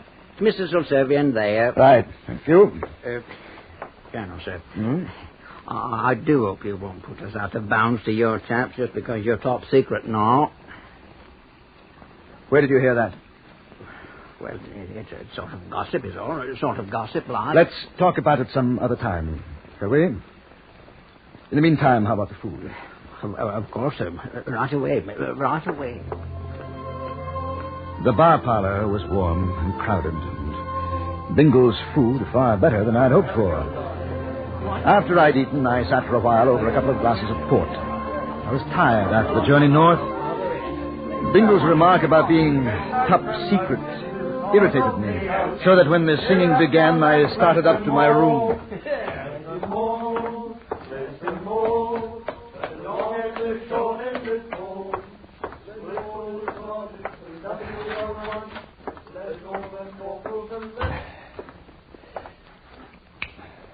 Hello, Guy. 30 shots. Sorry about this artillery, but we have to talk, and I remembered your little outburst at Dunkirk. It seemed wiser to take no chances. And you were? Wilfred Dorff. That's right. The sort of melodramatic thing one is forced to do only in wartime, thank heavens. Now, you listen to me. Guy, please, don't get yourself in an uproar. Pour a couple of drinks like a good chap, will you, and then we'll talk. You probably have a service revolver in your valise, but I'd rather you didn't try to get it. Drinks, old boy?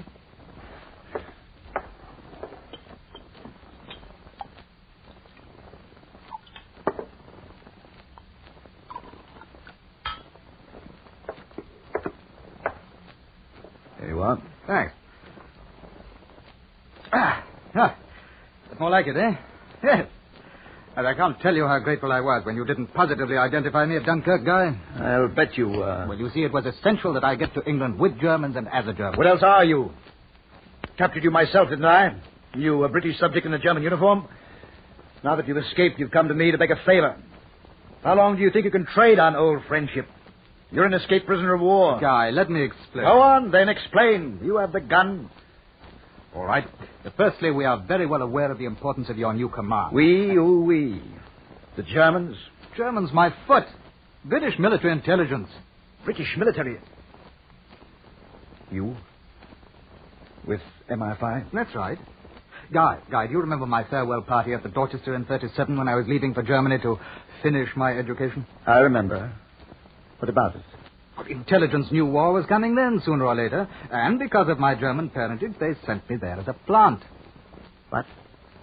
Guy, I'm not an escaped prisoner. That was arranged by courtesy of military intelligence. I expect the commandant of the camp is furious, but then sometimes you can't let the left hand know what... Suppose I did believe you. What are you doing here? Well, we feel sure that one of the top German agents is now or will be in this area. Target? Mandrake's new rocket command, and, of course, its commander. You. Who is this agent? We don't know. Yet. I see. Do you know what he looks like? We don't know that either.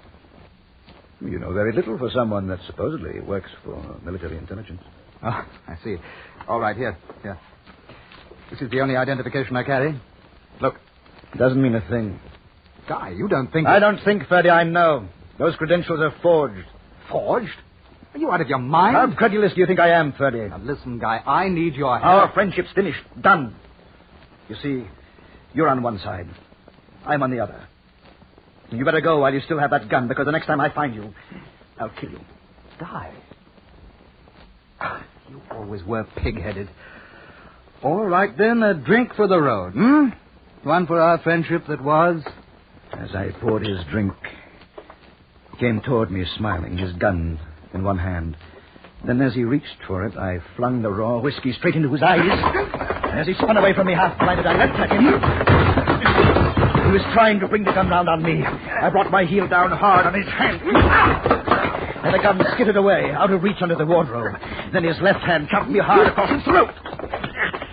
Through a choking haze, I reached the bed, clawed open my valise, swung my revolver towards him as he came toward me.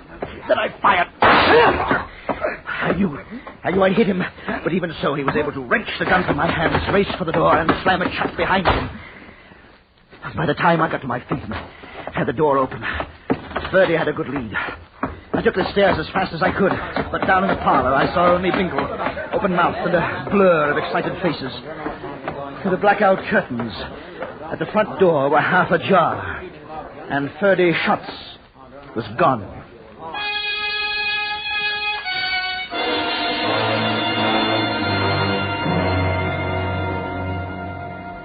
And as you know, Colonel, 3 days later, Ferdy Schutz was dead. Captain Harper, I suppose for you chaps in MI5, this is run-of-the-mill. But for me, the whole thing has been a nightmare. Tragedy of errors.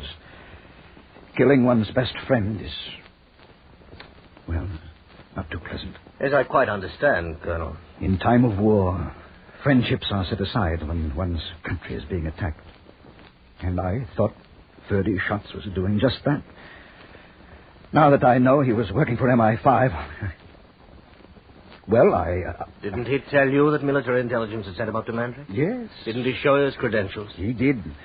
But at that time, I felt sure they were forged. Oh, I see. Look, Captain Harper. On the beach at Dunkirk, I capture this man. Later, I am told by General Ballister that he has escaped the POW camp. And still later, I find him in my room holding me at the point of a gun. And what did he tell you he was doing there? He said he'd come to Mandrake because an enemy agent was supposedly in the area. He wanted my help in turning up something. It's all easy enough to understand now, but don't you see, Captain Harper? At the time, I thought I was doing my duty. I had no way of knowing for sure that he was a British agent. The whole thing has been a frightful tragedy. Oh, yes, it is tragic. Perhaps most of all because those shots got to one of our men before he died. He never knew he'd found the evidence he wanted. I don't understand, Captain Harper. Colonel, you were able only to fire once. That's correct. Before he grabbed my gun and ran. Yes, and lost himself in the blackout. That's right. I never saw him again. Or couldn't find him. Is this your gun? It could be. I rather imagine it is, Colonel. Schutz gave it to us before he died. Well? You fired only one shot from your revolver, the shot that killed Ferdy. Yes. That's true. And during a regulation ballistics check, we found the remaining 5 rounds of your revolver held not powder, but rather microfilms, with a complete German code necessary for your activities here at Mandrake. Colonel Baker, you're under military arrest as a Nazi agent and for espionage against His Majesty's government. Shall we go?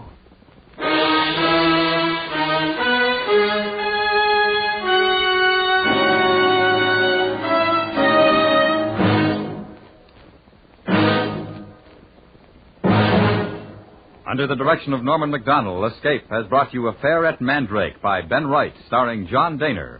Featured in the cast were Ben Wright, Richard Peel, Parley Bear, Joseph Kearns, Gary Montgomery, and Lawrence Dobkin. Your announcer, George Walsh. The special music for Escape is composed and conducted by Leith Stevens. Next week. You are groping your way through the belly of a sunken ship, of fortune and pearls secured to your belt. While above, on the ship that tends you, working the pump that sends air to you, is an adversary whose plans include the taking of your pearls and your life. So listen next week when Escape brings you John Russell's story, The Adversary.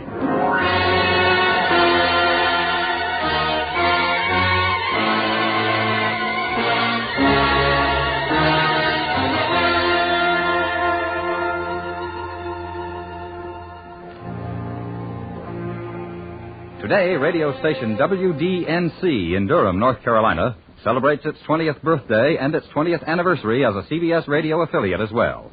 Happy birthday, station WDNC, and many more happy listening birthdays to all the listeners in the greater Durham region, from more than 200 CBS radio affiliates from coast to coast. Mr. Keene, Tracer of Lost Persons, is heard Friday nights on the CBS Radio Network.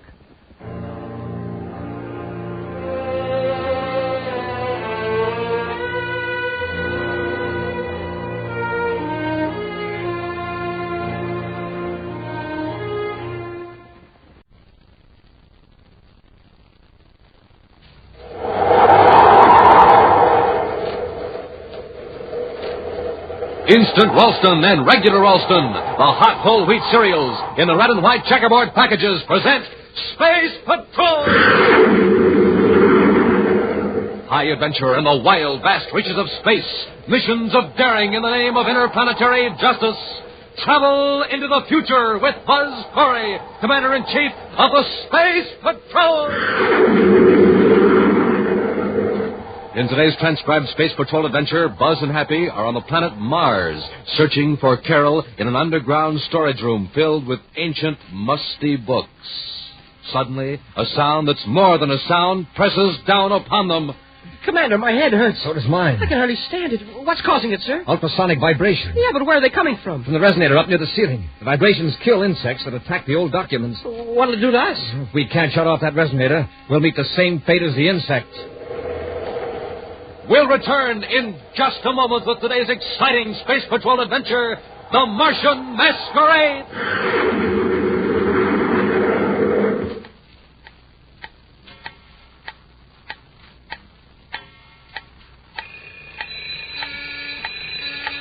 Time's up, Space Patrollers. This is the last call for the terrific MonoView Outer Space Helmet. Yes, this is the last week we can tell you how to get one. So, fire rockets! And get going, because I don't want any of you to miss out on the fun you can have with an outer space helmet. Now, just think, you can go off on imaginary trips anywhere in the universe through the eyes of that one-way eye plate. You can see everything clearly, but strange and different. A real spaceman's eye view. And with your helmet on, you'll look like an honest-to-goodness spaceman, too. It's a foot high. It slips over your head, rests on your shoulders, covers up your entire head. And that one-way eye plate is like magic. It lets you see out, but nobody can see in. Nobody can tell who you are. And what's more, it's got real-looking oxygen tanks, breathing tubes, and a crackling red and black lightning flash hood printed right on. Yes, sir, it's just what the spaceman ordered. Now, remember, this is the last time we can make this offer. So better swing into action right away. Buy a box of good, hot Ralston. Then, with your name and address and an instant or regular Ralston box top, send 25 cents in coin to Space Patrol, Box 686, St. Louis, Missouri. That's Space Patrol, Box 686, St. Louis, Missouri.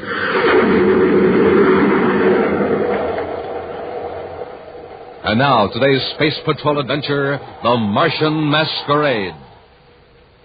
In Commander Corey's central office at Space Patrol headquarters on the man-made planet Terra, Cadet Happy is attempting to explain a sudden change of plans to Carol Carlisle, daughter of the Secretary General of the United Planets. Well, that's about all I know, Carol, honest. But I don't understand. Oh, here's the commander. He'll explain it.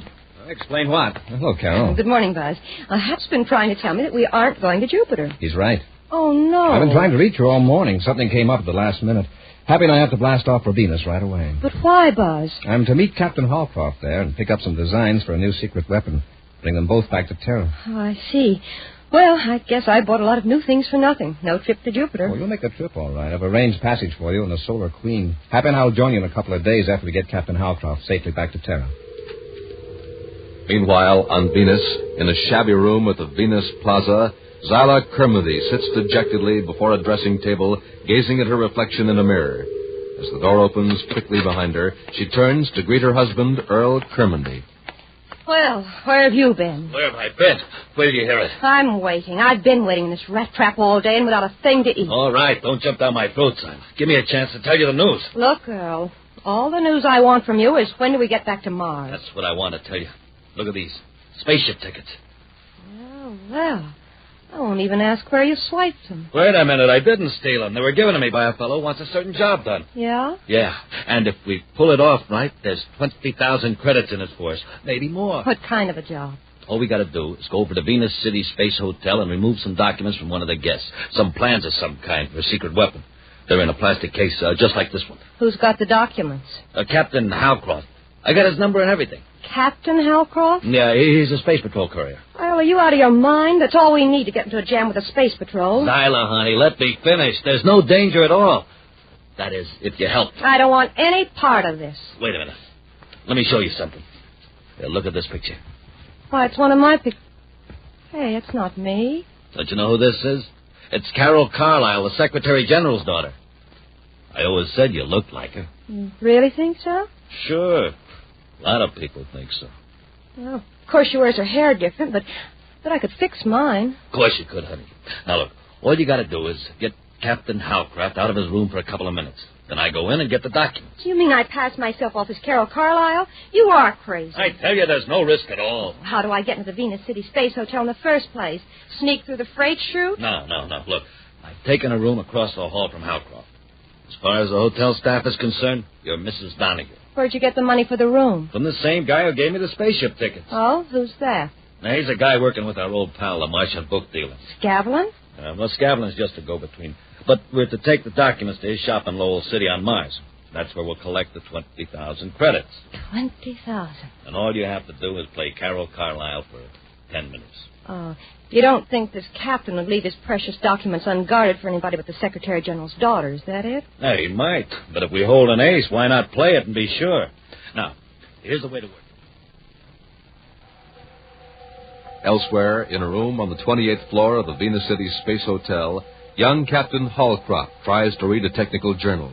But his eyes keep wandering to the ray gun handy on the table beside him and to the drawer containing a case of valuable documents.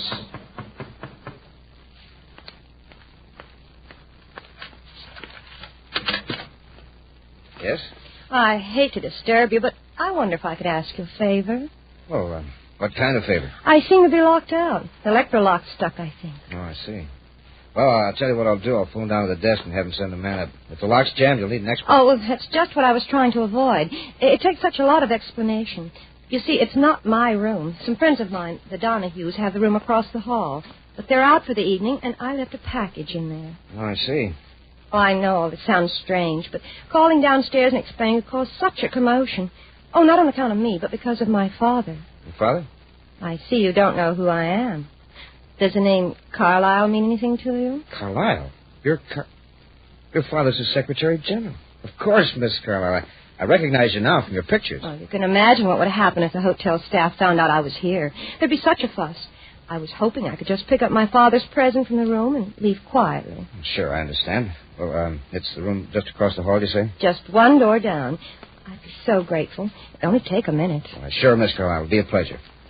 I do hope Mrs. Donahue gave me the right key. Luckily, I saw them in the hotel dining room. Well, if it was the right key, it should work. Yeah, we'll try it. There you are, Miss Carlisle. Oh, now why did I have all that trouble? Oh, thank you so much, Captain. No, not at all.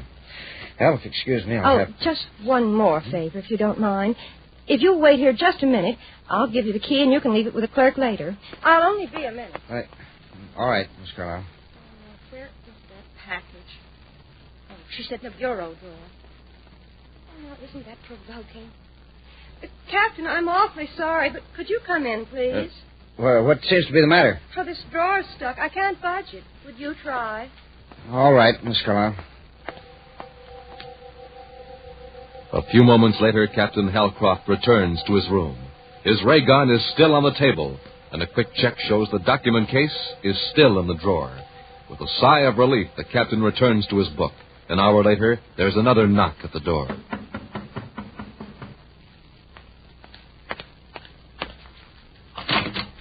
Captain Halcroft? Commander Corey. Come in, sir. Thanks. Captain, this is Cadet Happy. How do you do? How do you do, Captain? Wasn't expecting you so soon, Commander. But believe me, I'm very glad you're here. Any trouble? No, sir.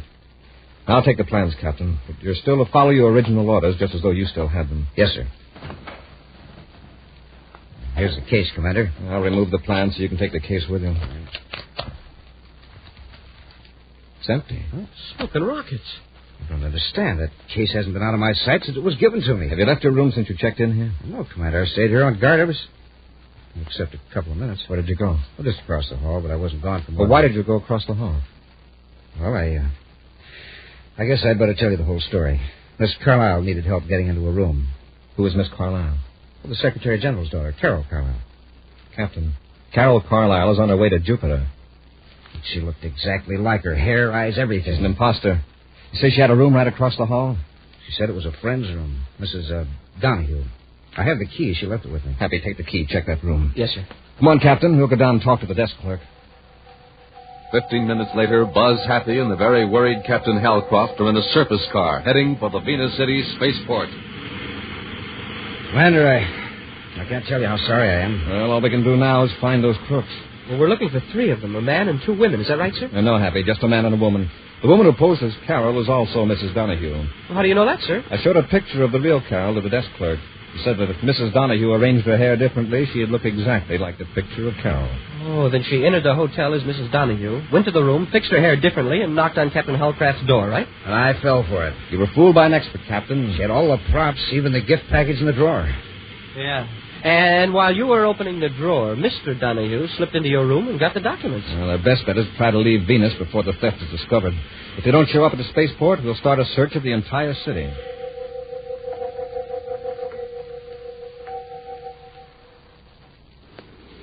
What are we standing around for? Why can't we get aboard the spaceship? I told you, Zyle, it's going to be late blasting off. Nothing to worry about. Just relax. In a few hours, we'll be at Scavelin's place in Lowell City. Look, there's that Captain Halcroft, and he saw me. You're just imagining things. Calm down. I tell you, Earl, it was Halcroft. He was walking right behind us. Now what do we do? Don't get panicky. Wait till he gets farther away, then we'll duck into this freight. Sorry, Commander. She's here, all right. Where? Standing over there by the freight section. Hey, I see her. Smoking rocket. She sure looks like Carol, all right. Uh-oh. She ducked through a door. Come on, Happy. We'll follow them. Captain, you wait outside. Here's the door she ducked into, sir. Inside, quickly. There doesn't seem to be anybody here. She must have gone through into another part of the freight office. Somebody's behind those crates over there. Come on.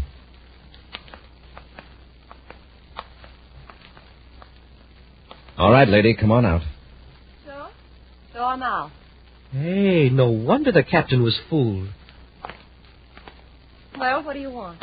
I haven't done anything. If you haven't, I'm sure you won't mind coming with us. That's where you're wrong, mister. Commander! Wait, are you...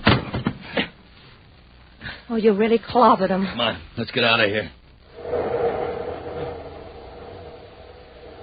We'll return to Space Patrol in just a moment. Gang, hurry, hurry, hurry. This is positively, absolutely, definitely the final week we can tell you about the terrific, the sensational, the wonderful Monoview Outer Space Helmet. So hurry, hurry, hurry. This is the last time we can offer the swell Monoview Outer Space Helmet and tell you about the swell times and the swell fun you can have with one. You know, it's the one and only outer space helmet that keeps your identity a complete secret. Because that one-way eye plate lets you see out, but nobody else can see in. It's got special outer space ear plates, too. Everything you hear sounds like it's coming from way out in space. And don't you forget about those real-looking oxygen tanks, breathing tubes, and neat lightning flash hood printed on. So hurry, hurry, hurry. For only a quarter, 25 cents and a box top, you can get a Monoview outer space helmet. Just buy a box of good hot Ralston.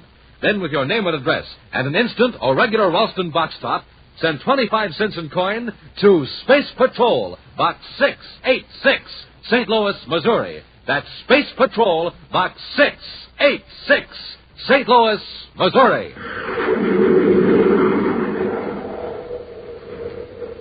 And now back to our Space Patrol adventure, The Martian Masquerade. Taking advantage of her striking resemblance to the Secretary General's daughter, Zyla Kermody helped her husband steal plans for a secret Space Patrol weapon from Captain Halcroft. A short time later, Commander Corey and Cadet Happy arrived at Venus City, discovered the theft, and rushed to the Venus City spaceport in time to catch Zyla. But while questioning her, Buzz and Happy were knocked out by Earl Kermody.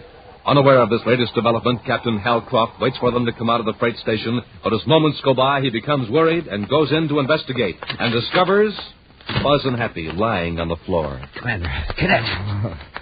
Commander, what happened?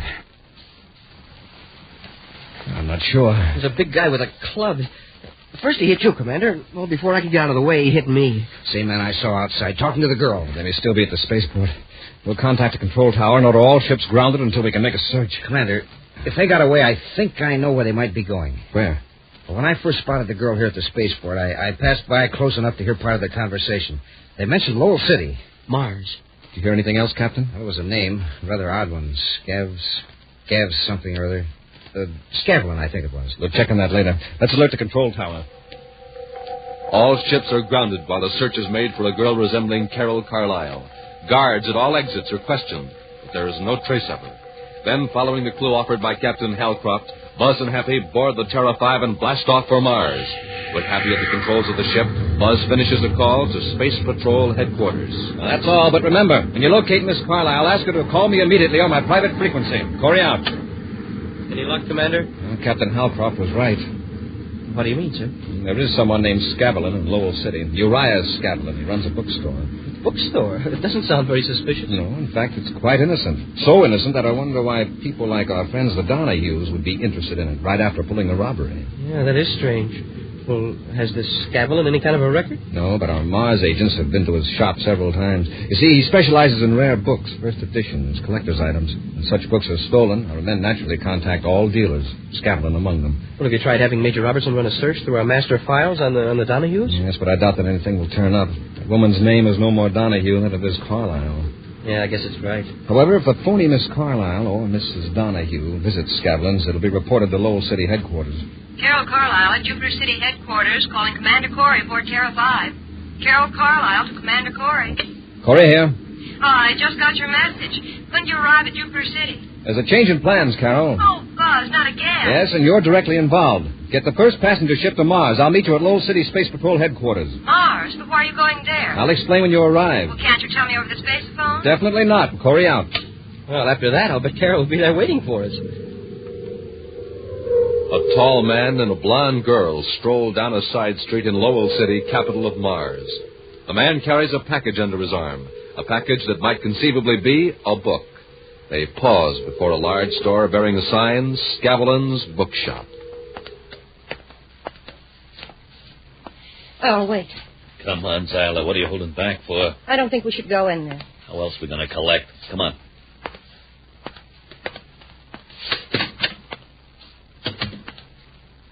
No, here he comes. Let me do the talking. May I help you? I brought in that rare document I mentioned the other day, Mr. Scavlin. Oh, let's see it. I'll unwrap it.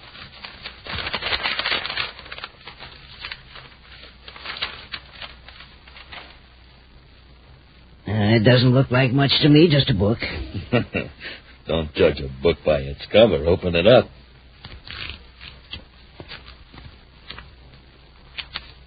This is a rare item. Well, then it's genuine.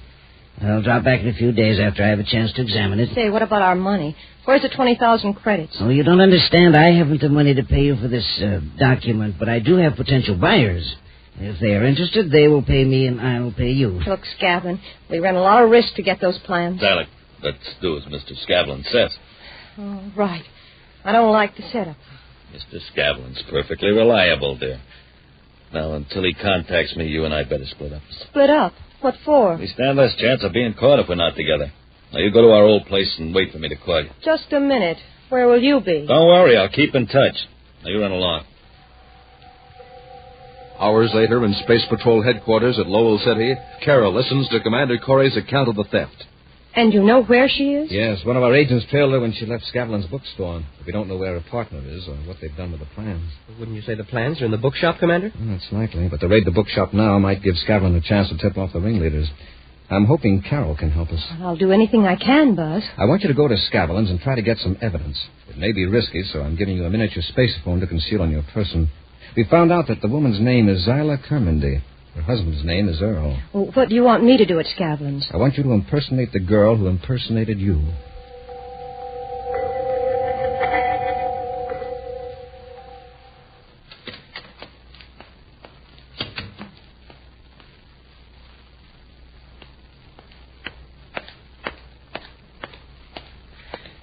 Yes, ma'am. May I help you? Have you got the money? Money? You remember me. I was here the other day with my husband, Earl. Oh, yes, I remember. I asked you, have you got the money? The arrangement was that I am to contact Mr. Kermendy. Yes, but Earl changed his mind. He's tired of waiting. He can sell the plans himself. He wants you to hand them over to me, now. Why is he in such a hurry? And why didn't he come? He's afraid he's being watched. If he came here, the Space Patrol would get Earl and you, too. Well, if that's the way it's got to be, just wait here a moment, Mrs. Kermendy. Oh, sure.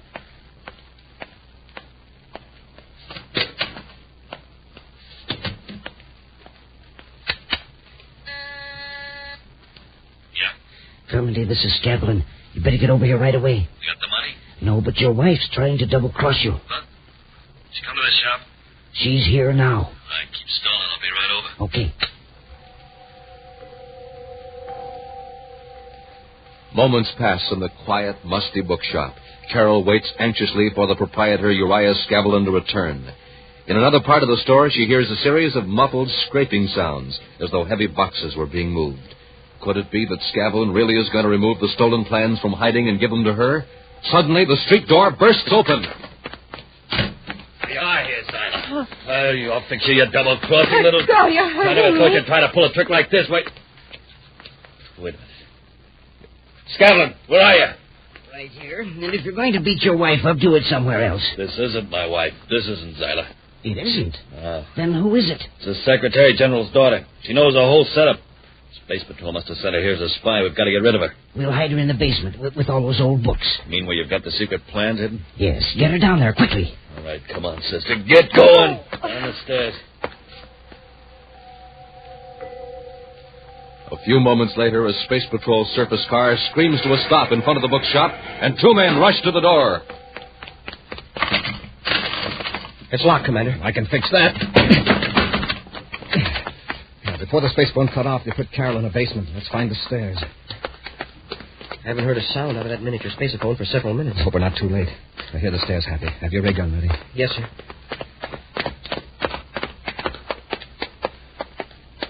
Gee, this place is musty. Yeah. Carol! Carol, where are you? Oh, Buzz, is that you? She's down this way, sir. Well, I'm happy.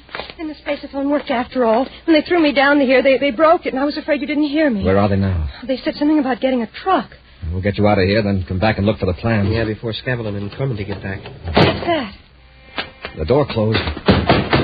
Uh-oh. Looks like the boys are back. We're locked in here. Oh, Buzz. Now, don't worry, we're still all right. Captain Halcroft will realize there's trouble when he doesn't hear from us. Yeah, and... Commander, my head hurts. It's some terrible pressure. What's happening? It's ultrasonic vibrations. Where are they coming from? From a resonator up near the ceiling. Vibrations kill the insects that attack these old books. Yeah, well, what'll it do to us? Well, if we can't shut off that resonator, we'll meet the same fate as the insects. Buzz, I can't stand it any longer. The pain's driving me crazy. Hap, we've got to act fast. I can hardly move, and it sound's getting louder. It isn't the audible sound that's hurting us. It's the higher cycles. Happy, if we can move that ladder, raise it up, crash it against the resonator. I'll try it, sir. It's heavy, awful heavy. Commander, I can't hold it. I'll try it, Hap. It'll only reach. Hey, Commander, maybe I can climb it. You'd lose your balance, sure. You're getting it, sir. The top of the ladder is right next to the resonator. Push it hard, sir. You did it, sir. It's off. You broke the circuit. Yeah. Hey, Commander, Carol fainted. I know. She'll be all right. That gives me an idea. Listen. Don't do anything in this, Captain. Of course not. The walls are insulated. But I can guarantee there isn't anything alive in that room. 1 minute of those ultrasonic vibrations is all a human being can take. You've had 5. I'll cut the switch. Now we'll open the door and take inventory.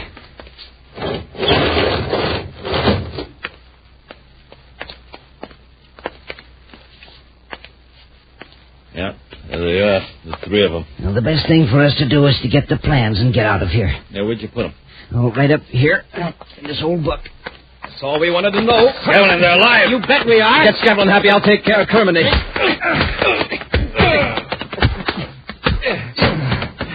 Keep an eye on him, Happy, while I take care of Carol. I'm all right, Buzz. Here, I'll help you up. Oh, thanks, Buzz. Well, Happy, I thought I told you to keep an eye on our prisoners. Oh, excuse me, sir. I was just noticing a book here. A real old one, printed way back in 1955. 1955? Well, that's 1,000 years old.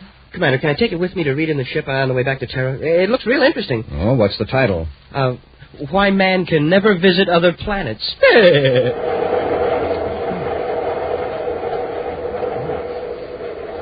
An action preview of next week's exciting Space Patrol adventure in just a moment.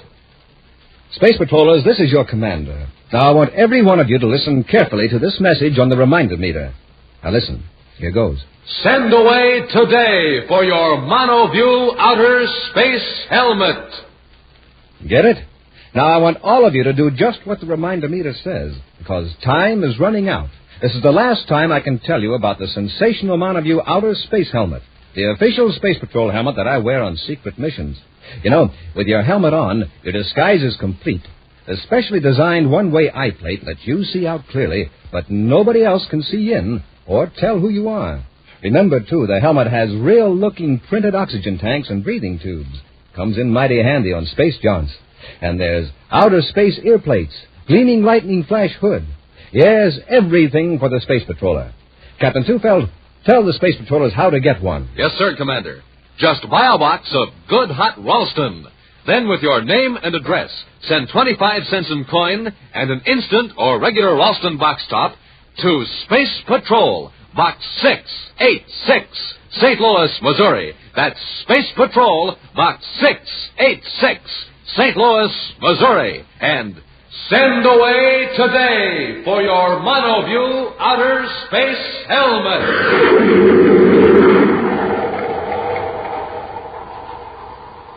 And now, a preview of next week's exciting Space Patrol adventure.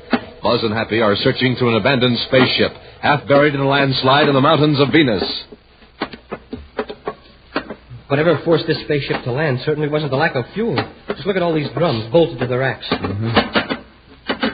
They all seem to be full. Commander, the ship's moving. The dirt's getting away. We're sliding down the slope. Commander, the fuel drums are breaking loose. Run for the next compartment. If one of the drums hits us, we'll be crushed.